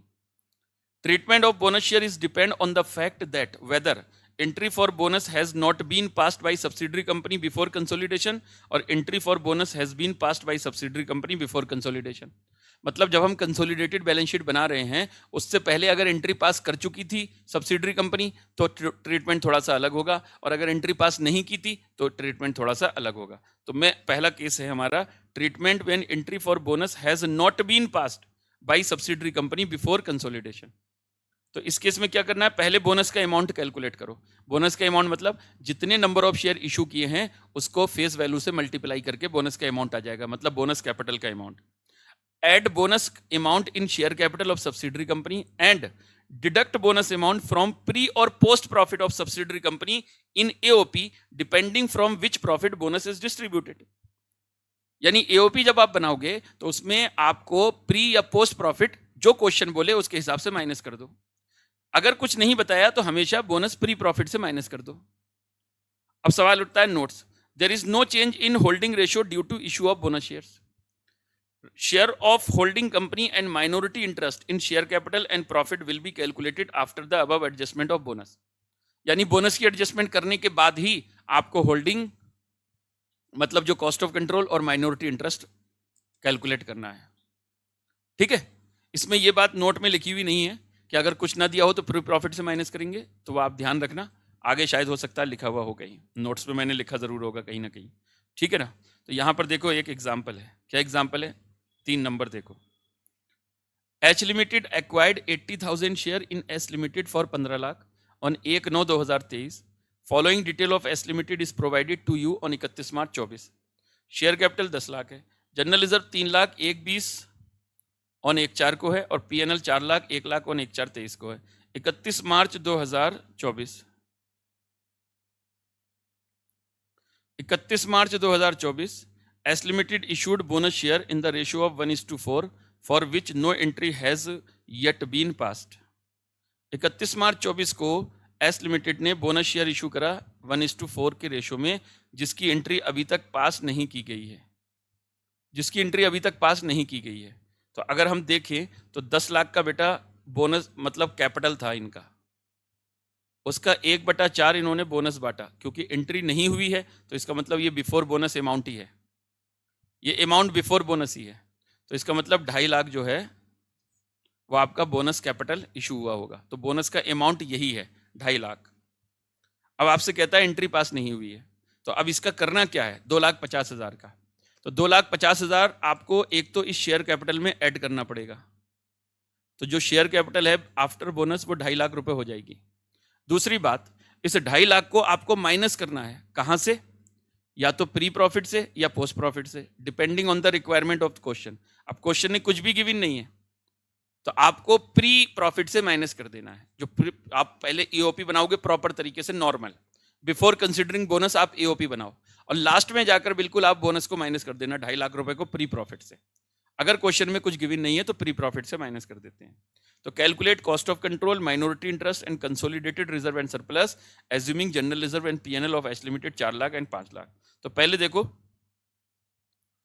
देखो AOP बनाएंगे। तो AOP में पहले देखो general reserve बिल्कुल normal तरीके से, 1/4 का जनरल रिजर्व 1/20 है और क्लोजिंग है 3 लाख, 1/4 का पीएनएल है 1 लाख और क्लोजिंग है 4 लाख। तो पूरे साल भर में जनरल रिजर्व में 180 का इंक्रीमेंट हुआ, पीएनएल में 3 लाख का इंक्रीमेंट हुआ। लेकिन इस 180 और 3 लाख में पूरा ये पोस्ट नहीं है, क्योंकि शेयर आपने खरीदे हैं 1/9 को। तो इसका मतलब अप्रैल मई जून जुलाई अगस्त 5 महीने का इस 180 के अंदर प्री है, और 3 लाख रुपए इस 3 लाख के अंदर भी 5 महीने का प्री है।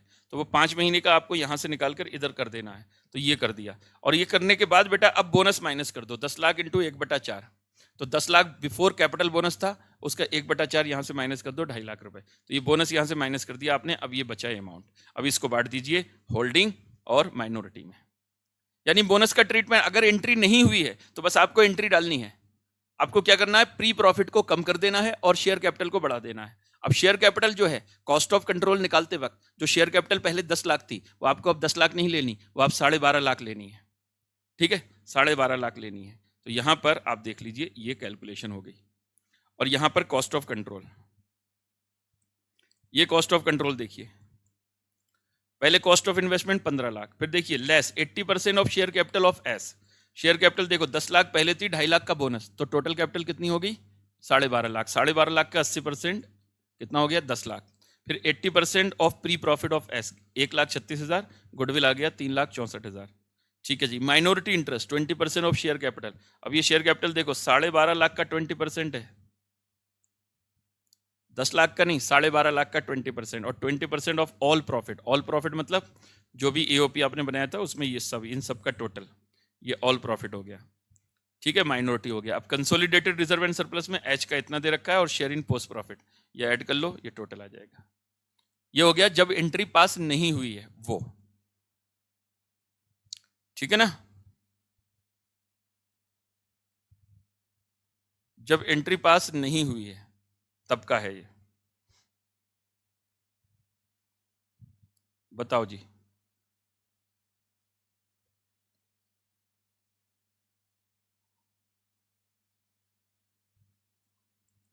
चलिए अब आगे बढ़ते हैं।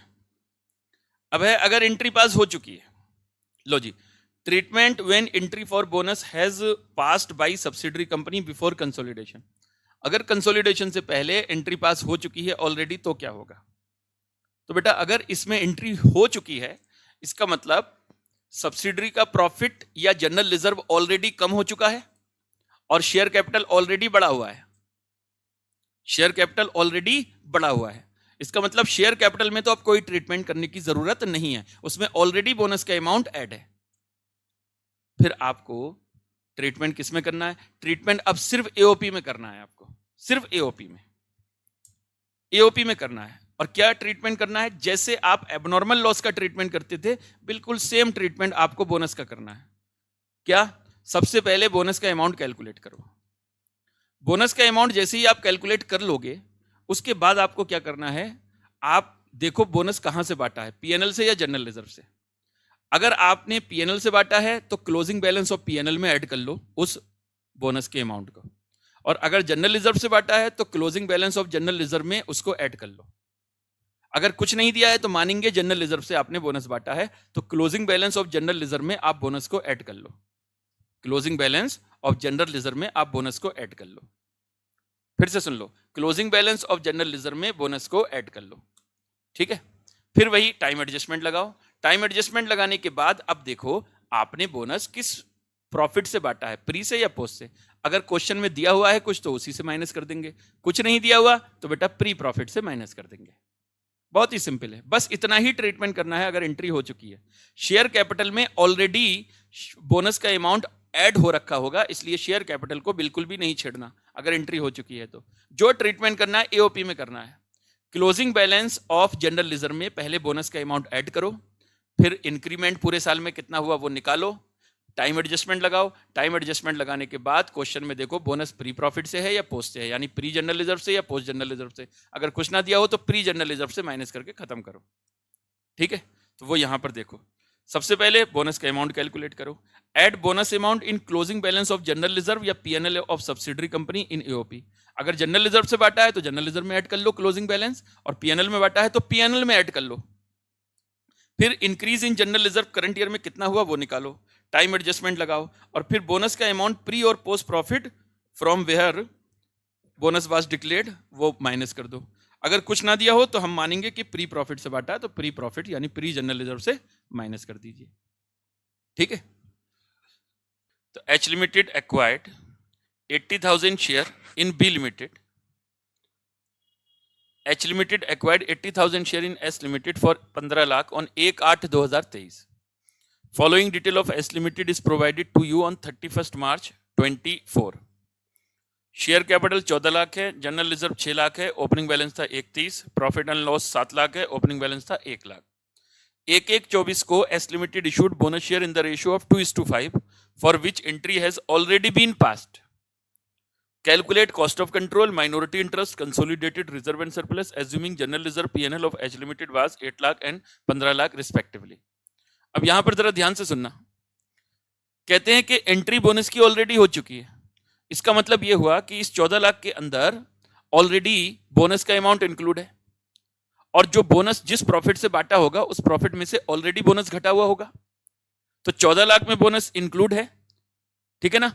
और अगर जनरल रिजर्व से बोनस बांटा है तो जनरल रिजर्व से ऑलरेडी घटा हुआ होगा, और पीएनएल से बांटा है तो पीएनएल से घटा हुआ होगा। मैंने आपको बताया था कि अगर कुछ ना गिवन हो तो हम मानते हैं कि जनरल रिजर्व से बांटा था, और वो भी प्री प्रॉफिट से डिविडेंड आपने बांटा था, सॉरी बोनस बांटा था आपने, ठीक है। तो 14 लाख जो है इसके अंदर बोनस ऑलरेडी है। अब पहले तो होल्डिंग रेशियो लेंगे। अब होल्डिंग रेशियो कैसे लेंगे, जरा देखो सब्सिडरी के नंबर ऑफ शेयर कितने हैं। सब्सिडरी के नंबर ऑफ शेयर हैं 140। आपने 80,000 शेयर खरीदे थे, तो बेटा यहां पर होल्डिंग रेशियो कैलकुलेट करते हुए थोड़ी सी सतर्कता बरतनी पड़ेगी आपको। क्या? क्योंकि देखो ये जो 80,000 थे ना, ये बिफोर बोनस है, यानी बोनस से पहले आपने ये 80,000 शेयर खरीदे थे, और ये जो 140 है ये आफ्टर बोनस है, क्योंकि इस 14 लाख की कैपिटल के अंदर बोनस कैपिटल ऑलरेडी इंक्लूड है, क्योंकि एंट्री हो चुकी है। तो एंट्री हो चुकी है जनरल रिजर्व या PNL debit to share capital, ये एंट्री ऑलरेडी हो चुकी है। ठीक है ना। तो बोनस का अमाउंट इसके अंदर ऑलरेडी है, तो इसके जितने बोनस के तौर पर शेयर इशू करें वो इसके अंदर ऑलरेडी इंक्लूड है। तो आपको या तो न्यूमरेटर और डिनोमिनेटर दोनों बोनस से पहले वाले लेने पड़ेंगे या बोनस के बाद वाले लेने पड़ेंगे।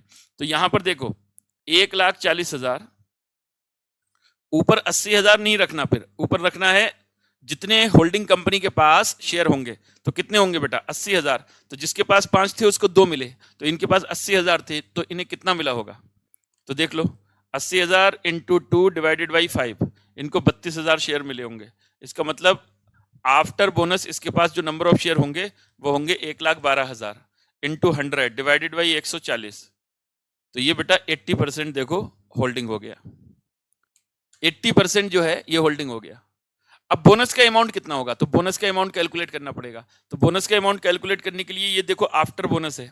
तो देखो बेटा कहते हैं 2 के बदले 5, यानी जिसके पास 5 शेयर थे उसको 2 बोनस शेयर मिलेंगे।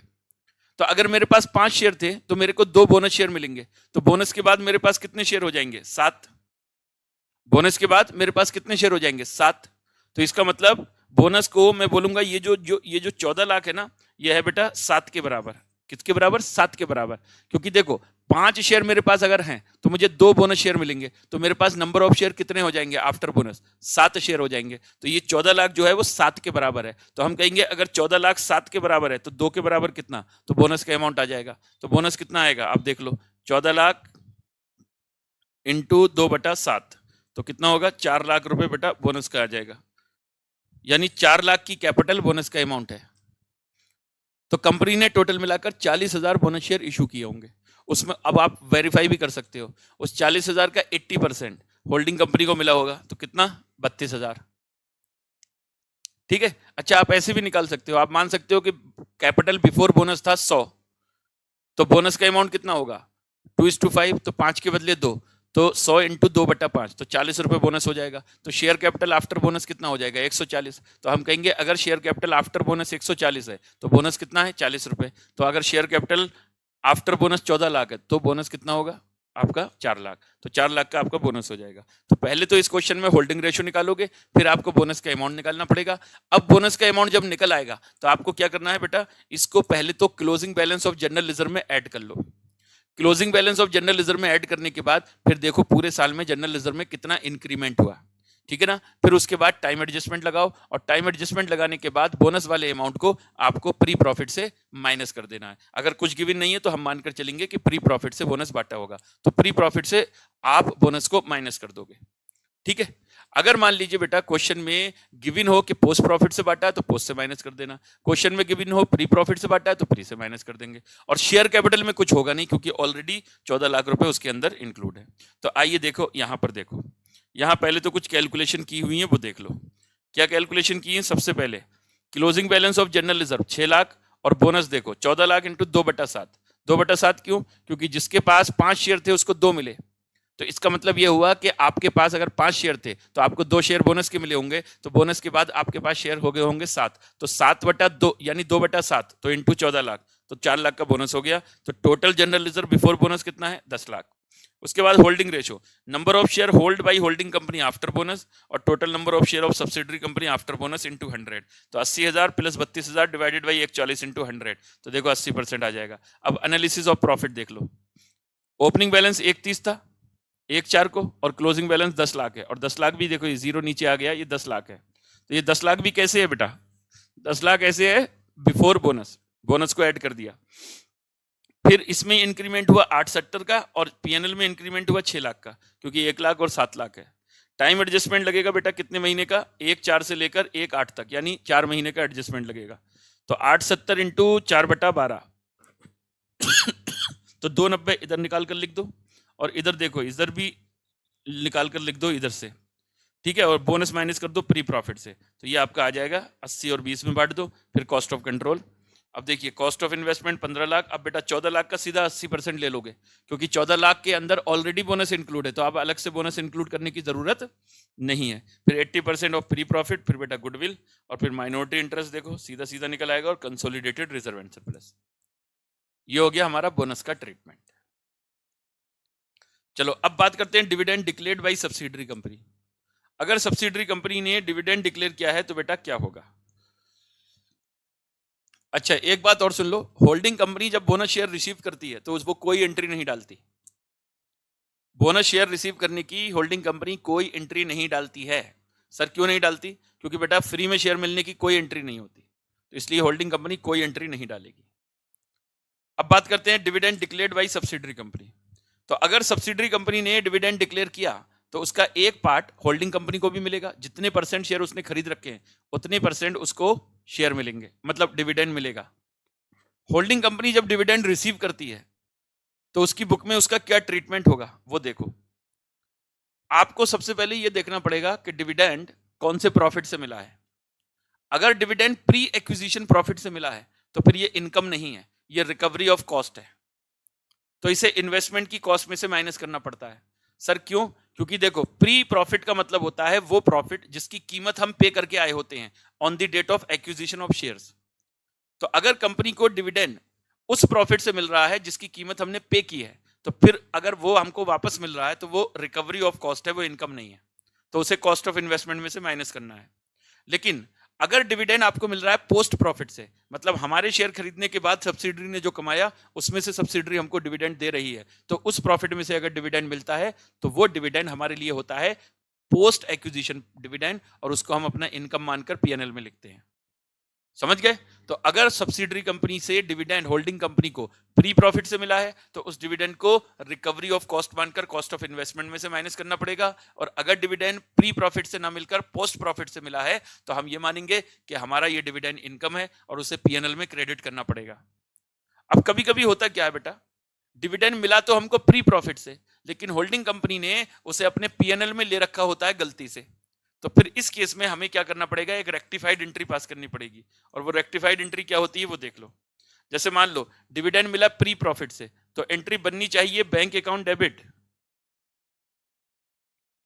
Bank account debit to investment, bank account debit to investment, bank account debit to investment.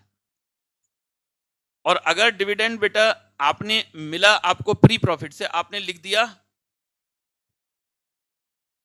Sorry मेरा दिमाग उधर चला गया, मैसेज आ गया था कोई, तो सुनो, अगर डिविडेंड मिला बेटा प्री प्रॉफिट से तो एंट्री बननी चाहिए बैंक टू इन्वेस्टमेंट, लेकिन आपने क्या करा, बैंक टू पीएनएल एंट्री डाल दी, ये एंट्री डाल दी, तो आपको रेक्टिफाइड एंट्री डालनी पड़ेगी। क्या देखो, बैंक बैंक तो ठीक हुआ, तो इन्वेस्टमेंट को क्रेडिट होना चाहिए था, वो अब कर दो आप, और पीएनएल को बच्चों क्रेडिट नहीं करना था, आपने गलती से कर दिया तो उसको डेबिट कर दो, तो ये रेक्टिफाइड एंट्री होगी। तो एंट्री होगी पीएनएल टू इन्वेस्टमेंट। अब इसका इफेक्ट क्या होगा, इस डिविडेंड को एक तो कॉस्ट ऑफ इन्वेस्टमेंट में से माइनस करना पड़ेगा, और दूसरा कंसोलिडेटेड रिजर्व एंड सरप्लस में जो पीएनएल होता है ना उसमें से माइनस करना पड़ेगा। तो जितना डिविडेंड होल्डिंग कंपनी ने प्री प्रॉफिट से मिला लेकिन उसने उसे पीएनएल में ले रखा है, तो आप क्या करोगे, पहले तो कॉस्ट ऑफ इन्वेस्टमेंट में से माइनस करोगे जो कॉस्ट ऑफ कंट्रोल होता है उसमें से, और उसके बाद उसे कंसोलिडेटेड पीएनएल में ले जाकर माइनस कर दोगे, ठीक है ना, क्योंकि आपने पीएनएल में ले रखा है अपने। तो ये ट्रीटमेंट होगा in the books of holding company. अच्छा, सब्सिडरी कंपनी में डिविडेंड का क्या ट्रीटमेंट होगा, तो बेटा सब्सिडरी कंपनी में डिविडेंड का बहुत ही सिंपल ट्रीटमेंट है। आप क्या करो, पहले डिविडेंड का अमाउंट कैलकुलेट करो, उसके बाद उसे क्लोजिंग बैलेंस ऑफ प्रॉफिट में ऐड कर लो, क्योंकि क्लोजिंग बैलेंस ऑफ प्रॉफिट में से वो माइनस हो रखा होता है, तो पहले आप उसको ऐड कर लो। फिर उसके बाद पूरे साल में कितना इंक्रीमेंट हुआ वो निकाल लो, वो इंक्रीमेंट बिफोर डिविडेंड आता है। फिर आप टाइम एडजस्टमेंट लगाओ, और टाइम एडजस्टमेंट लगाने के बाद आप देखो डिविडेंड कहां से बांटा है। अगर प्री से बांटा है तो प्री से घटा दो, और पोस्ट से घटा है तो पोस्ट से घटा दो, पोस्ट प्रॉफिट से, ठीक है ना। फिर से सुन लो, पहले डिविडेंड को क्लोजिंग बैलेंस ऑफ प्रॉफिट में ऐड कर लो, तो हमारा प्रॉफिट जो है वो क्या आ जाएगा, before dividend.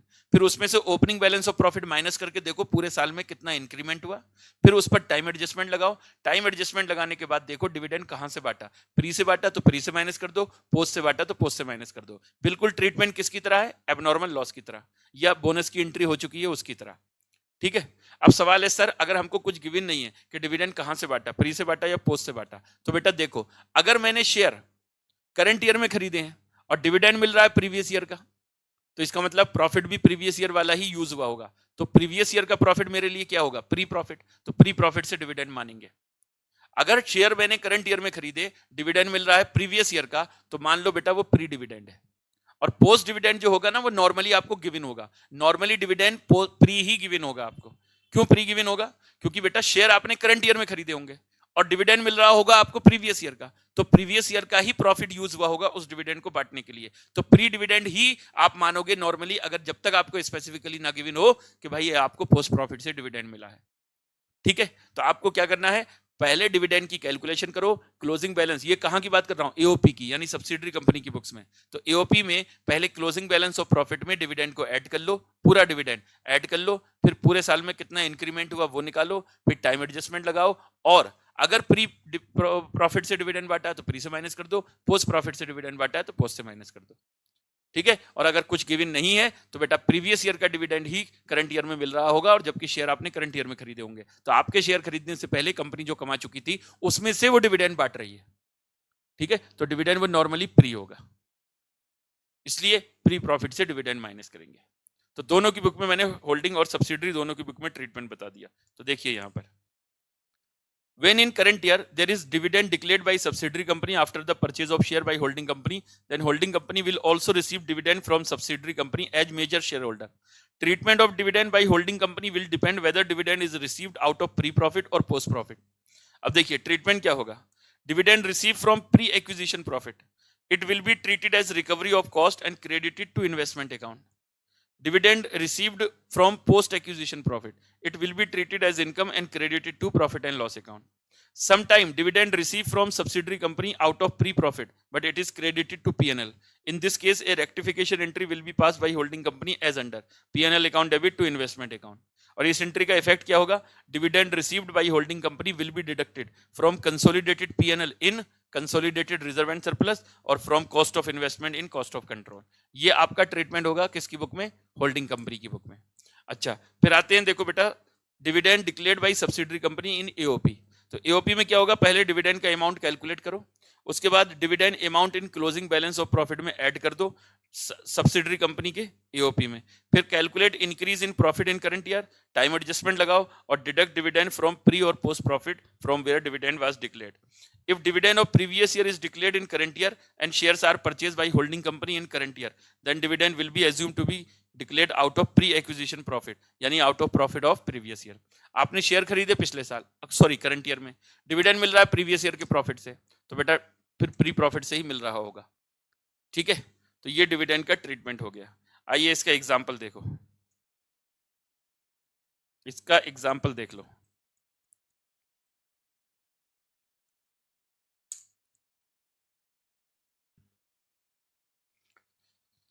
H Limited acquired 80% share in S Limited for 15 lakh on 1/8/2023. From following detail of S Limited is provided to you on 31st March. Share capital इतना, जनरल रिजर्व 3 लाख, 1.5 लाख उसमें से ओपनिंग था, पीएनएल 5 लाख 140 इसमें ओपनिंग था। 25/10/23 को, यानी इसके share खरीदने के बाद, S limited declared and paid dividend for the year ended 31 March 23 at 12%। अब देख लो, डिविडेंड पिछले साल का पे किया फॉर द ईयर एंडेड 31 मार्च 2023, मतलब 22-23 का डिविडेंड 23-24 में मिल रहा है, और शेयर आपने खरीदे हैं 23-24 में। तो शेयर खरीदे करंट ईयर में, डिविडेंड मिल रहा है प्रीवियस ईयर का, तो प्रॉफिट भी प्रीवियस ईयर वाला ही यूज हुआ होगा, तो प्री प्रॉफिट से डिविडेंड मिल रहा है। ठीक है ना। अब डिविडेंड होगा कितना बेटा, 10 लाख का 12%, यानी 1,20,000 डिविडेंड होगा। H limited credited such dividend in its profit and loss account. तो बेटा डिविडेंड मिला प्री प्रॉफिट से, लेकिन एच लिमिटेड ने उसे अपने पीएनएल में क्रेडिट कर रखा है, तो आपको वो रेक्टिफाइड एंट्री भी पास करनी पड़ेगी। ठीक है, अब आपसे वही पूछ रहा है, calculate cost of control, minority interest, consolidated reserve and surplus, assuming general reserve PNL of S limited was 3 lakh and 8 lakh. पहले तो closing balance of PNL of S limited 5 lakh था, उसमें डिविडेंड ऐड कर लो 1,20,000, तो ये क्या होगा, टोटल प्रॉफिट बिफोर डिविडेंड 6,20,000। अब एनालिसिस ऑफ प्रॉफिट देखो, 1/4 को जनरल रिजर्व इतना था, 3 लाख ये क्लोजिंग है, 1,50,000 इंक्रीमेंट हुआ। फिर 1/4 को देखो 1,40 और 6,20 ये बिफोर डिविडेंड है, तो 4,80 आया। फिर आप टोटल टाइम एडजस्टमेंट लगाओ 4 महीने का, ठीक है ना, और फिर उसके बाद डिविडेंड आप प्री प्रॉफिट से माइनस कर दो। पहले डिविडेंड ऐड किया आपने क्लोजिंग बैलेंस में, फिर टाइम एडजस्टमेंट लगाया और फिर क्लोजिंग मतलब डिविडेंड को प्री प्रॉफिट से माइनस कर दिया, समझे, ये फिर बांट दिया आपने। अब कॉस्ट ऑफ कंट्रोल देखो, ये 15 लाख, ये 8 लाख शेयर कैपिटल, और 80% ऑफ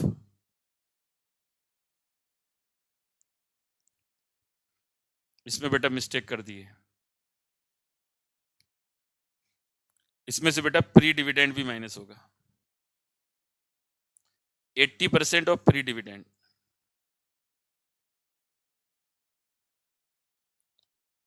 80% ऑफ प्री डिविडेंड भी माइनस होगा। तो टोटल डिविडेंड कितना था? 1,20,000, उसका 80% होल्डिंग को मिला होगा। तो बेटा और होल्डिंग ने उसे अपने पीएनएल में क्रेडिट कर रखा है, तो एक तो पीएनएल से माइनस करना पड़ेगा और एक कॉस्ट ऑफ कंट्रोल से। तो 96,000 आपको यहां से ये माइनस करना पड़ेगा। तो गुडविल 3 लाख आएगा। 15 लाख में से पहले 8 लाख शेयर कैपिटल निकाल दो। अच्छा, 3,04,000 ये माइनस कर दो और फिर 96,000 ये माइनस कर दो, तो गुडविल आएगा 3 लाख। ठीक है, उसके बाद minority 20% of share capital of S 2 lakh और 20% of all profit of S, और ये टोटल माइनॉरिटी। और फिर कंसोलिडेटेड रिजर्व एंड सरप्लस। बेटा इसमें से भी ये गलती बहुत तगड़ी कर दी, इसमें इन्होंने प्री डिविडेंड माइनस ही नहीं किया, यहां से भी माइनस होगा, माइनस प्री डिविडेंड। 96,000 डिविडेंड यहां से माइनस होगा और यहां से होगा तो फिर इधर से भी होगा ये। ठीक है, तो ये गलती हो गई है इसमें सॉल्यूशन में, टाइपिंग करते वक्त गलती हो गई है। तो 8 लाख प्लस 2,56,000 माइनस 96,000, ये कितना आएगा? 9,60,000, और ये होगा 13,40,000। ठीक है जी, ठीक है सर। तो डिविडेंड का ट्रीटमेंट हमने पढ़ लिया। उसके बाद treatment of Contra item. Contra item आपको बताइए, डेटर्स, क्रेडिटर्स, यानी होल्डिंग ने सब्सिडरी को, सब्सिडरी ने होल्डिंग को गुड्स बेचा, कब? कंसोलिडेशन से पहले।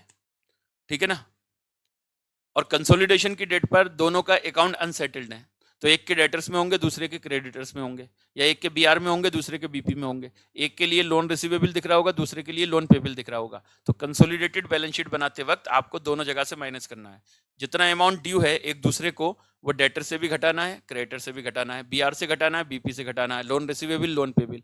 अगर डिवेंचर खरीद रखे हैं एक कंपनी ने दूसरी कंपनी के, तो एक की यहाँ इन्वेस्टमेंट इन डिवेंचर दिख रहा होगा, दूसरे की लायबिलिटी में डिवेंचर दिख रहा होगा, तो उसको भी आप काट दोगे। ठीक है ना, तो ये एंट्री बनेगी आपकी। देखो, लायबिलिटी डेबिट होती है और एसेट क्रेडिट होती है, तो ये तो आपको पता ही होगा। ठीक है, फिर स्टॉक रिजर्व। अगर होल्डिंग ने सब्सिडरी को गुड्स बेचा, होल्डिंग ने सब्सिडरी को गुड्स बेचा और सब्सिडरी ने होल्डिंग को गुड्स बेचा, और वो गुड्स कंसोलिडेशन की डेट पर अभी मौजूद है स्टॉक में, तो बेटा यहां पर स्टॉक रिजर्व की सिचुएशन आ सकती है अगर वो गुड्स प्रॉफिट पर बेचा गया था। अब होल्डिंग ने सब्सिडरी को बेचा, प्रॉफिट पर बेचा, और सब्सिडरी के स्टॉक में वो गुड्स मौजूद है। अब वो जब स्टॉक उठाकर लाओगे कंसोलिडेशन के लिए, तो वो प्रॉफिट उसके अंदर इंक्लूड होगा, तो उस प्रॉफिट को हटाना पड़ेगा। तो प्रॉफिट को कब हटाओगे? जब गुड्स प्रॉफिट पर बेचा हो एक दूसरे को, और वो गुड्स स्टॉक में मौजूद होना चाहिए on the date of consolidation. अब स्टॉक रिजर्व कैसे कैलकुलेट कैसे करोगे? तो जितने का स्टॉक इंक्लूड है, जो गुड्स एक दूसरे को बेचा था उसमें से जितना स्टॉक मौजूद है, उसको into rate of GP on sale, sale पर चाहिए। अगर मान लीजिए परसेंटेज ऑन सेल गिवन नहीं है, तो फिर बेटा आपको परसेंटेज ऑन कॉस्ट दे रखी है, तो आपको सेल पर करना पड़ेगा उसे, और सेल पर करने के लिए क्या करोगे? Rate divided by 100 plus rate आपको करना पड़ता है। ठीक है, तो स्टॉक रिजर्व की कैलकुलेशन क्या होगी? स्टॉक इन, यानी स्टॉक जो एक दूसरे से आया है, जो स्टॉक के अंदर इंक्लूड है, into rate divided by 100 plus rate. अगर परसेंटेज कॉस्ट पर दे रखी है और परसेंटेज अगर सेल पर ही दे रखी है, तो stock into rate on sale, वही ले लेंगे। ठीक है, अब स्टॉक रिजर्व का ट्रीटमेंट क्या होगा? तो बेटा ये देखना पड़ेगा गुड्स बेचा किसने। अगर होल्डिंग ने सब्सिडरी को बेचा या सब्सिडरी ने होल्डिंग को बेचा। अगर होल्डिंग सब्सिडरी को बेचती है, इसको बोलते हैं डाउन स्ट्रीम ट्रांजेक्शन, और अगर होल्डिंग ने सब्सिडरी से खरीदा यानी सब्सिडरी ने बेचा, तो इसको बोलते हैं अप स्ट्रीम ट्रांजेक्शन। अगर होल्डिंग ने गुड्स बेचा तो प्रॉफिट होल्डिंग ने कमाया होगा, और अगर सब्सिडरी ने गुड्स बेचा तो प्रॉफिट सब्सिडरी ने कमाया होगा। होल्डिंग का जो प्रॉफिट होता है वो कंसोलिडेटेड रिजर्व एंड सरप्लस में, जो कंसोलिडेटेड पीएनएल होता है उसके अंदर होता है, और जो सब्सिडरी का प्रॉफिट होता है वो एओपी में होता है। तो आपको क्या करना पड़ेगा? आप पहले देखो ट्रांजैक्शन हुआ कहां पर है, मतलब किसने किसको गुड्स बेचा। अगर होल्डिंग ने बेचा है तो बेटा आप स्टॉक रिजर्व जो निकालोगे तो उसका ट्रीटमेंट क्या होगा? एक तो स्टॉक से हटाओगे, और दूसरा जो कंसोलिडेटेड पीएनएल में होल्डिंग का प्रॉफिट है वहां से हटा दोगे। और अगर मान लीजिए सब्सिडरी ने गुड्स होल्डिंग को बेचा था, तो एक तो स्टॉक से तो हटाना ही है, फिर सब्सिडरी का जो प्रॉफिट होगा वो एओपी में होगा, और एओपी में जो पोस्ट प्रॉफिट है तो पोस्ट प्रॉफिट से आप हटा देना, ठीक है ना, क्योंकि हम ये मानकर चलेंगे कि गुड्स शेयर खरीदने के बाद ही बेचे होगा एक दूसरे को। अगर मान लीजिए गुड्स बेचा गया था शेयर खरीदने से पहले, तो फिर तो प्री प्रॉफिट से माइनस करना पड़ेगा, लेकिन नॉर्मली ऐसा दिया नहीं होता। अगर दिया होगा तो प्री से माइनस करेंगे, नहीं दिया है तो ये मानेंगे कि गुड्स मतलब शेयर खरीदने के बाद एक दूसरे को गुड्स बेचा गया था, तो पोस्ट प्रॉफिट से आपको माइनस करना पड़ेगा, ठीक है। तो यहां पर देख लीजिए, treatment of stock reserve when transaction is downstream, तो goods sold by holding to subsidiary, when transaction is upstream, goods sold by subsidiary company to holding. Treatment, stock reserve is deducted from stock in consolidated balance sheet. It is also deducted from profit of holding company in consolidated reserve and surplus. Treatment, अगर subsidiary ने holding को बेचा था तो stock reserve is deducted from stock in consolidated balance sheet, और it is also deducted from post profit of subsidiary company in AOP. अगर कुछ नहीं दे रखा है तो पोस्ट प्रॉफिट से घटा दो, अगर ये दे रखा है कि गुड्स प्री पीरियड में बेचा था तो फिर प्री प्रॉफिट से माइनस करना पड़ेगा, ठीक है। एग्जांपल देखो, H limited has a subsidiary H limited, H limited sold goods to H limited for 5 lakh at cost plus 25%। अब देखो जीपी कॉस्ट का 25% है। Entire goods has been in the stock of H limited, calculate stock reserve. तो stock reserve का क्या treatment होगा बेटा, 5 lakh into 25/125 करना है, तो कितना हो जाएगा, 1 लाख स्टॉक रिजर्व आ जाएगा। अब इस 1 लाख का क्या ट्रीटमेंट होगा, होल्डिंग कंपनी ने सब्सिडरी को गुड्स बेचा तो होल्डिंग ने प्रॉफिट कमाया है, तो एक तो स्टॉक में से हटा दो, और दूसरा जो कंसोलिडेटेड रिजर्व एंड सरप्लस में होल्डिंग कंपनी का प्रॉफिट एंड लॉस है उसमें से माइनस कर दो, ठीक है, ये ट्रीटमेंट होगा। तो 5 लाख जो है 1 लाख का स्टॉक रिजर्व होगा, such stock reserve is deducted from stock and from P&L of H Limited because it is a downstream transaction। अब देखो इसी का एक छोटा ट्रांजैक्शन होगा, अब यहां देख लो क्या है,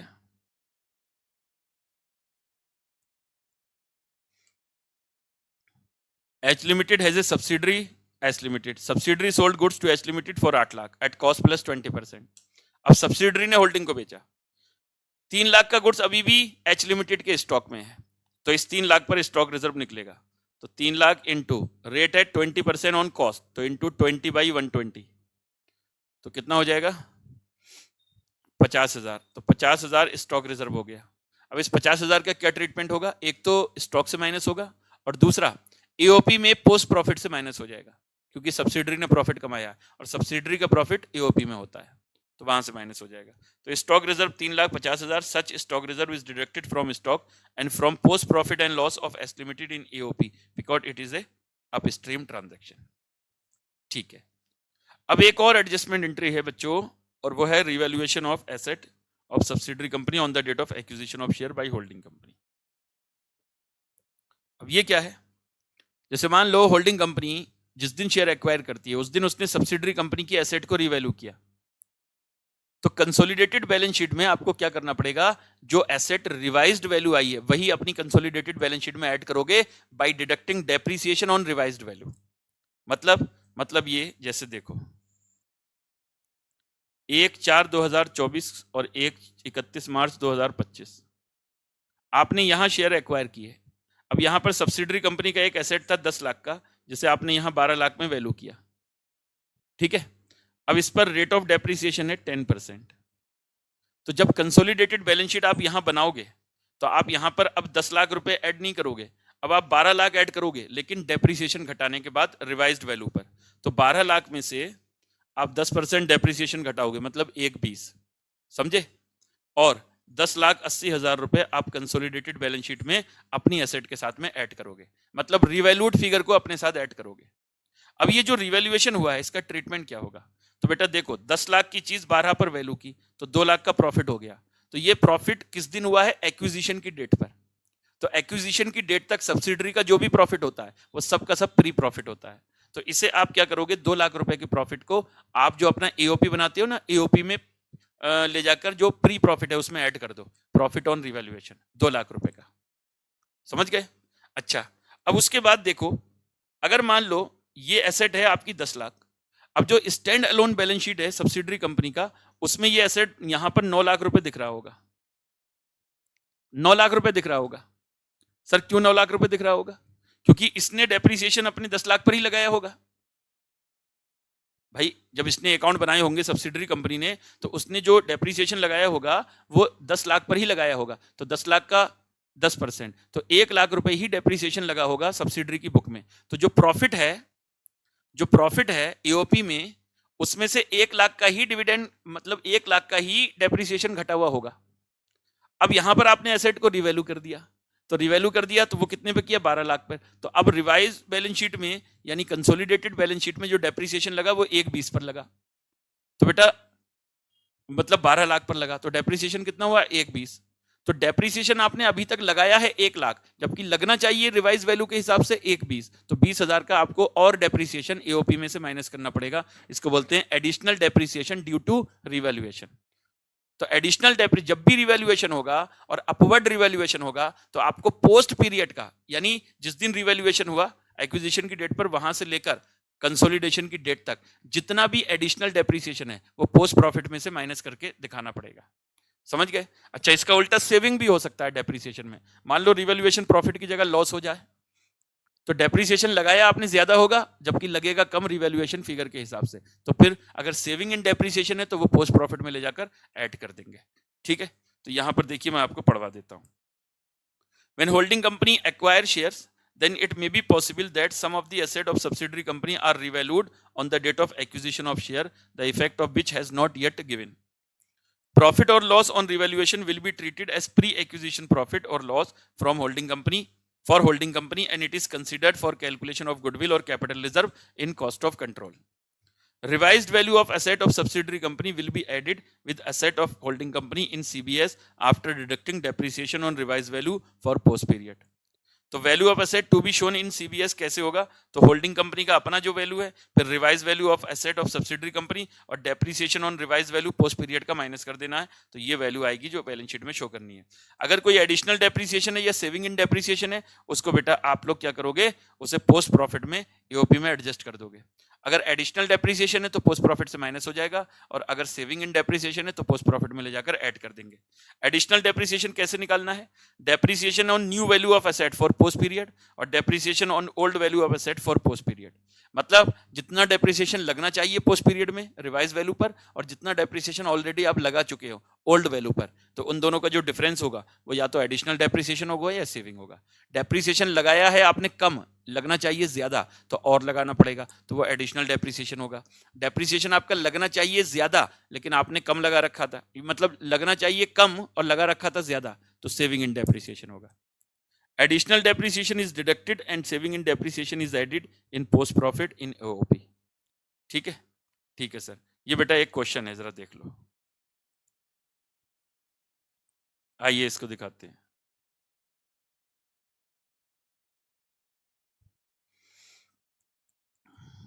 देखो जरा,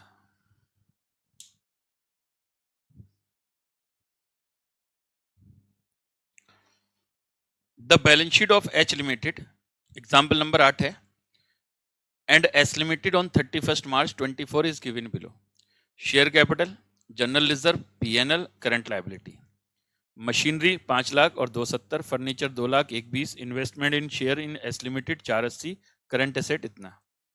H limited acquired 80% share in S limited on 1/4/23 when the general reserve and PNL of S limited was 4,000 and 10,000। ठीक है, आगे है the book value of machine and furniture of S limited on 1/4/2023 was 3 lakh and 1,50,000 which was revalued at 4 lakh and rupees 1,30,000 respectively, but no effect of which has been given in the above balance sheet.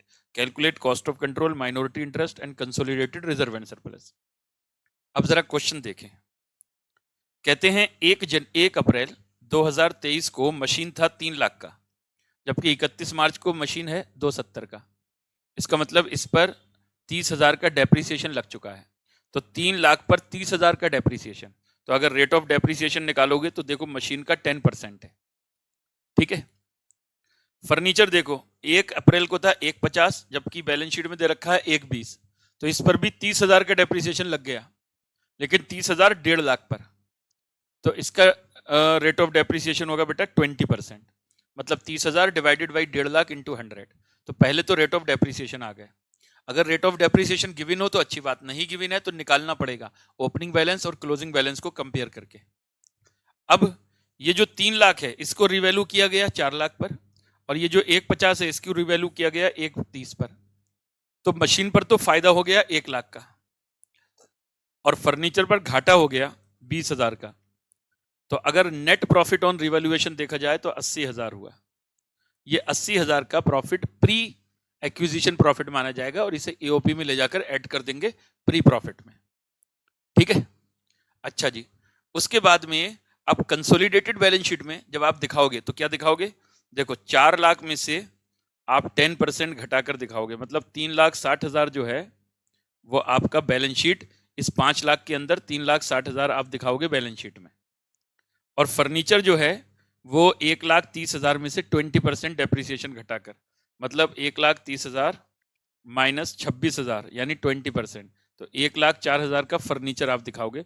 तो इस 2 लाख में 1,04,000 का furniture आप add करके दिखाओगे consolidated balance sheet में। ठीक है ना, मतलब जो रिवाइज वैल्यू है उसमें से रिवाइज डेप्रिसिएशन माइनस करके दिखाओगे। अब आप सोचो, आपने डेप्रिसिएशन बेटा लगा रखा है 3 लाख पर, यानी टोटल डेप्रिसिएशन अभी तक आपने पोस्ट पीरियड में लगा रखा है 30,000, जबकि रिवाइज वैल्यू पर डेप्रिसिएशन लगा है 40,000। तो 10,000 का आपको एडिशनल डेप्रिसिएशन लगाना पड़ेगा जो एओपी में से माइनस करना है पोस्ट प्रॉफिट में।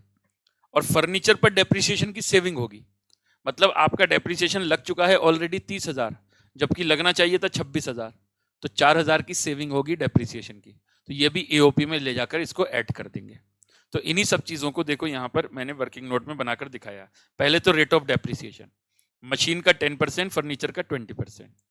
Calculation of profit loss on revaluation, machine का 3,01,50 और रिवाइज वैल्यू है 4,31,30, तो ये प्रॉफिट ये लॉस, तो ये नेट अगर प्रॉफिट देखा जाए तो 80,000 होगा। एडिशनल डेप्रिसिएशन और saving in depreciation, depreciation on revise value for post period 40,000 26,000, depreciation on book value for post period 30,000 और 30,000। ठीक है, तो देखो 10,000 और इसमें सेविंग होगी 4,000 की। फिर बैलेंस शीट में वैल्यू क्या दिखेगी? पहले एच लिमिटेड का, फिर एस लिमिटेड का देखो, फिर इसमें से जो डेप्रिसिएशन है 40,000 और 26,000 जो रिवाइज वैल्यू पर वो माइनस कर दो, तो ये 860 और ये 3,04,000 आ जाएगा। ठीक है जी, ये तो बैलेंस शीट में क्या आएगी? कंसोलिडेटेड बैलेंस शीट में ये वैल्यू आएगी। अब हम एओपी जब बनाएंगे तो एओपी में देख लो, एओपी में एक तो देखो बेटा क्लोजिंग बैलेंस ऑफ प्रॉफिट और जनरल रिजर्व दे रखे हैं दोनों, और ओपनिंग भी दे रखे हैं, तो ये हो गया आपका टोटल, कोई टाइम एडजस्टमेंट है नहीं। उसके बाद रिवैल्यूएशन प्रॉफिट इसमें ऐड कर दिया, देखो 80,000। फिर यहाँ देखो ये एडिशनल डेप्रिसिएशन ऐड कर दिया, और मतलब सेविंग इन डेप्रिसिएशन ऐड हो गया और एडिशनल डेप्रिसिएशन 10,000 माइनस कर दिया, तो ये आपका टोटल आ गया। फिर इसमें होल्डिंग और सब्सिडरी का वो निकाल लीजिए शेयर। फिर कॉस्ट ऑफ कंट्रोल आ जाएगा बेटा, वो माइनस करोगे आप शेयर इन कैपिटल में और जो शेयर इन प्री प्रॉफिट, फिर माइनॉरिटी इंटरेस्ट और फिर कंसोलिडेटेड रिजर्व एंड सरप्लस। और बैलेंस शीट बनाना हो तो आप बैलेंस शीट भी बना सकते हो। ठीक है, ऐसे ही ये क्वेश्चन है, लेकिन इस क्वेश्चन में बेटा आपको क्या करना है, इस क्वेश्चन में शेयर खरीदे हैं 1/10 को, 1/10 को खरीदे हैं, तो रिवैल्यूएशन भी 1/10 को ही होगा। तो यहां पर पहले देखो, पहले तो रेट ऑफ डेप्रिसिएशन, एक मशीन पहले मैं पढ़ देता हूं, क्वेश्चन सेम है बिल्कुल, बस शेयर खरीदे हैं 1/10 को।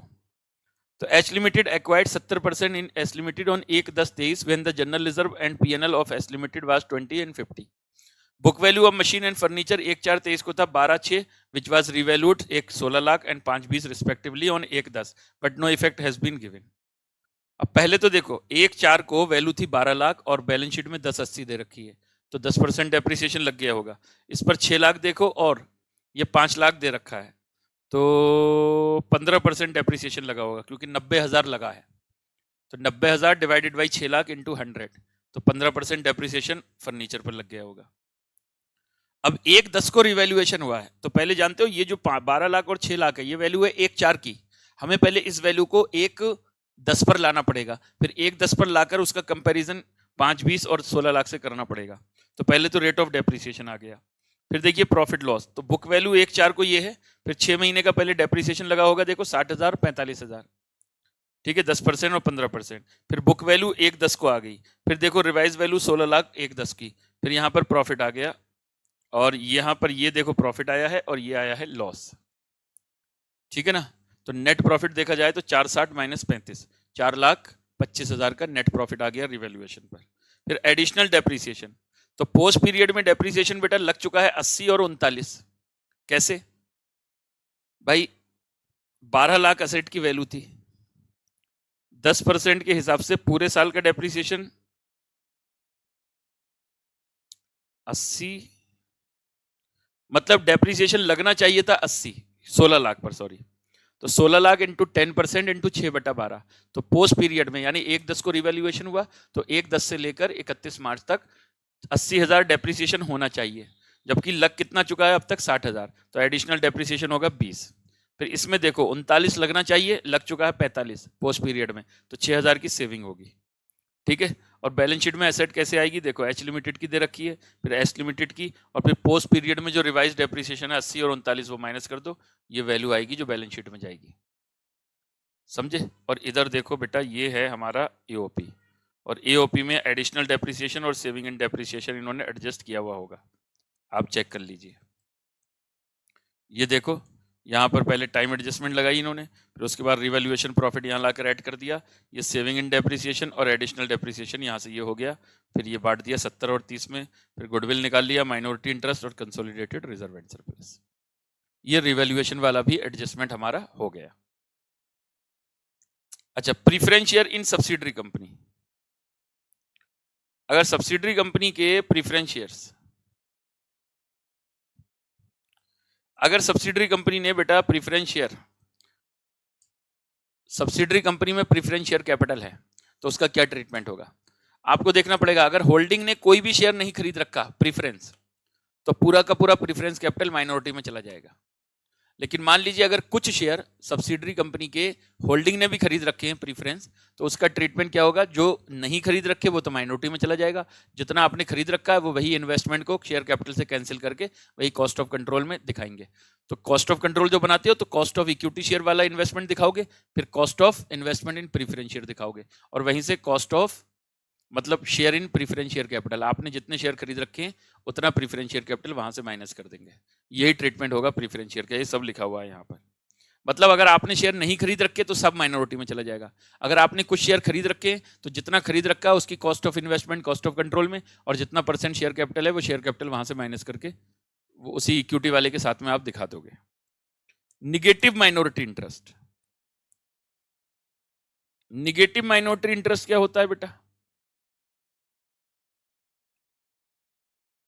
निगेटिव माइनॉरिटी इंटरेस्ट क्या होता है,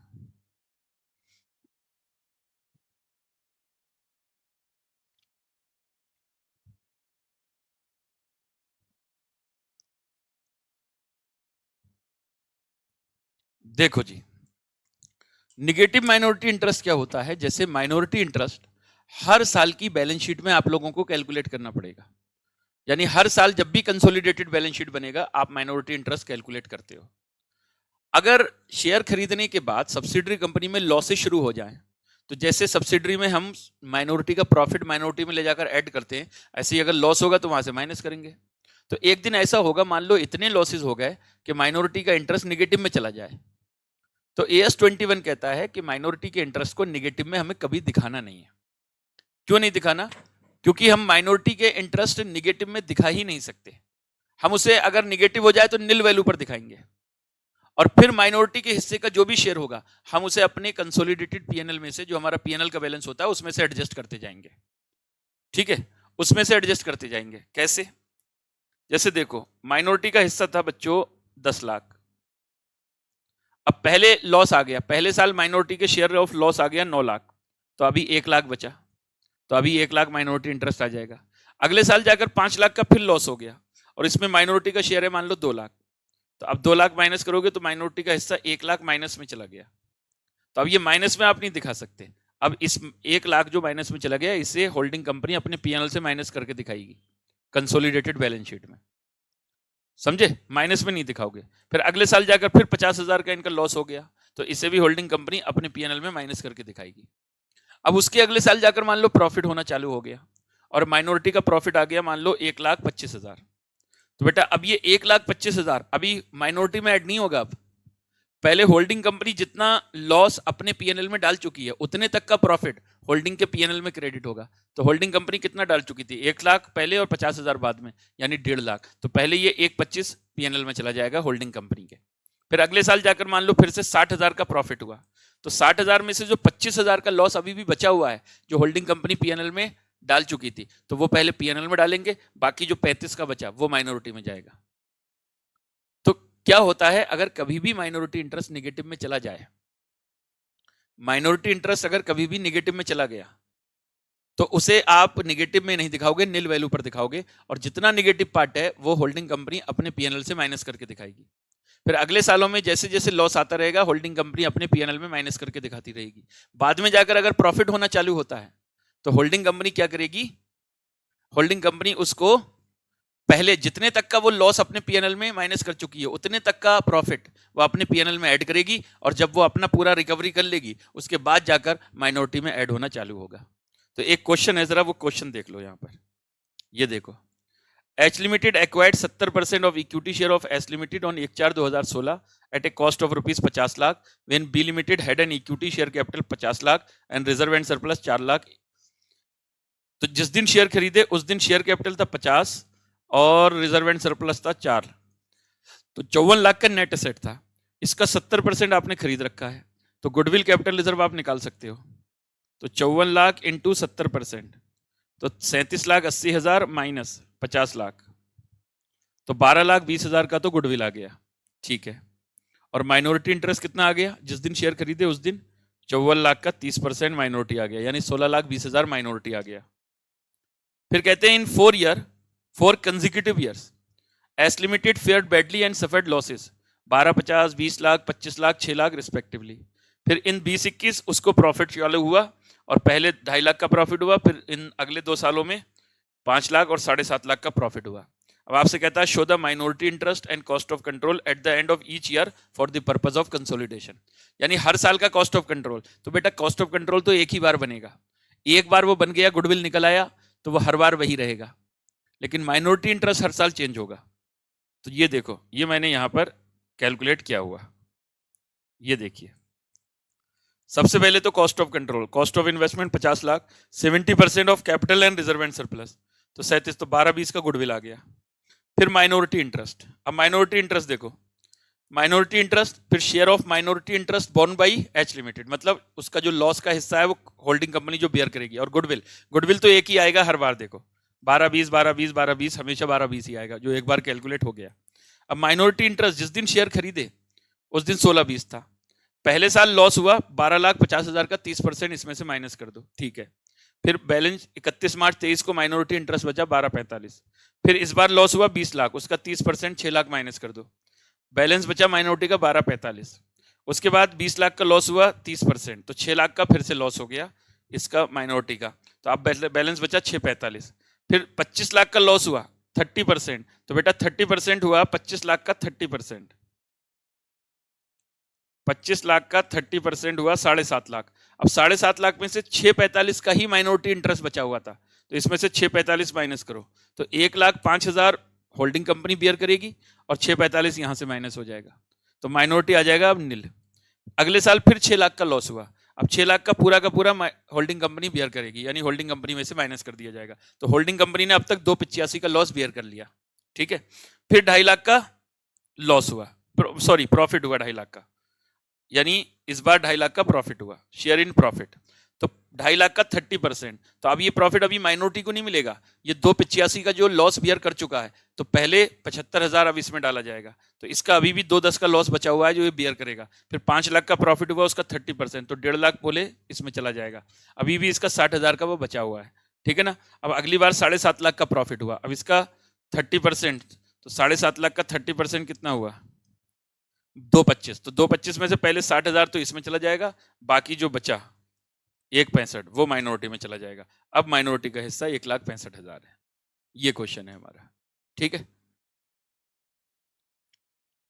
बताओ यहां तक सबको क्लियर है?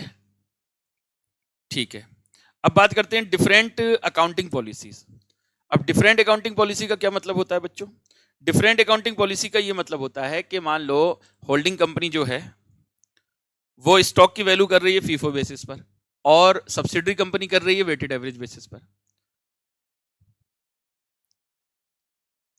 होल्डिंग कंपनी कोई जनरल प्रोविजन नहीं बनाती, सब्सिडरी कंपनी अपने डेटर्स पर जनरल प्रोविजन बनाती है, तो दोनों की पॉलिसी अलग अलग है। तो जब हम कंसोलिडेशन करते हैं तो दोनों की पॉलिसी को एक साथ यूनिफॉर्म करना पड़ेगा। और पॉलिसी किसकी चेंज करनी पड़ेगी? सब्सिडरी कंपनी की। तो सब्सिडरी कंपनी की पॉलिसी को हमें चेंज करना पड़ेगा और कंसोलिडेशन पर्पस के लिए उसकी पॉलिसी को होल्डिंग कंपनी के बेसिस पर लाना पड़ेगा। तो पॉलिसी चेंज करने की वजह से उसकी एसेट उसकी लायबिलिटी में अगर कोई चेंज होगा तो वो एसेट लायबिलिटी को बढ़ाना होगा तो बढ़ा देंगे, घटाना होगा तो घटाएंगे और उसका इफेक्ट उसके पीएनएल में दे देंगे हम लोग।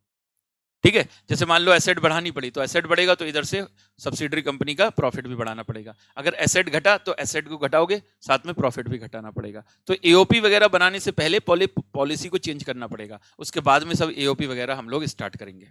ठीक है, तो यहां पर देखिए मैंने लिख रखा है, if accounting policy adopted by holding and subsidiary company are different for a same item of asset और liability, then at the time of preparing consolidation, we have to change the policy of subsidiary to bring them at par with holding company and make the policy of both companies uniform. For this purpose, asset and liability will be changed and profit of subsidiary will also be changed before preparation of AOP. अब यहाँ पर एक question है, देखो, share capital, general reserve, PNL, current liability, machinery है, furniture है, investment in share in S limited है, stock है, डेटर्स है। एच लिमिटेड ने 70% शेयर एक्वायर किए एसके on 1/10/23 when the general reserve and PNL of H limited was 20 and 50. Stock of H limited is calculated as per weighted average method while that of H limited as per FIFO. तो stock S का यानी holding का है weighted average के हिसाब से और subsidiary का है फीफो के हिसाब से, तो सब्सिडरी का भी वेटेड एवरेज के हिसाब से लाना पड़ेगा। If the stock of S limited is calculated as per weighted average then it will be reduce by 15,000। तो अब अगर उसके स्टॉक को आप डब्ल्यूडीवी पर लाओगे तो इसको 15,000 से घटाना पड़ेगा, तो सब्सिडरी कंपनी के स्टॉक को 15,000 से घटा देना और सब्सिडरी के प्रॉफिट को भी 15 से घटाना पड़ेगा। भाई एसेट घटाओगे तो प्रॉफिट भी घटाओगे। ठीक है, फिर कहते हैं S limited makes general provision 1% on debtors but no such provision is created by H limited.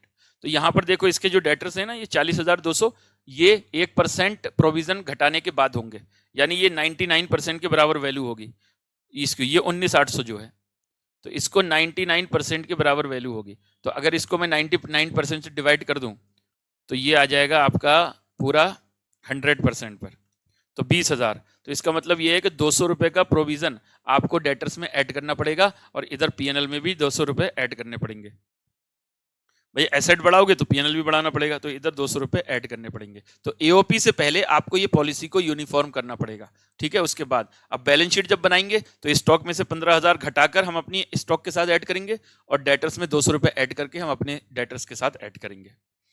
ठीक है, अब आपसे कहता है calculate cost of control, minority interest and consolidated reserve and surplus.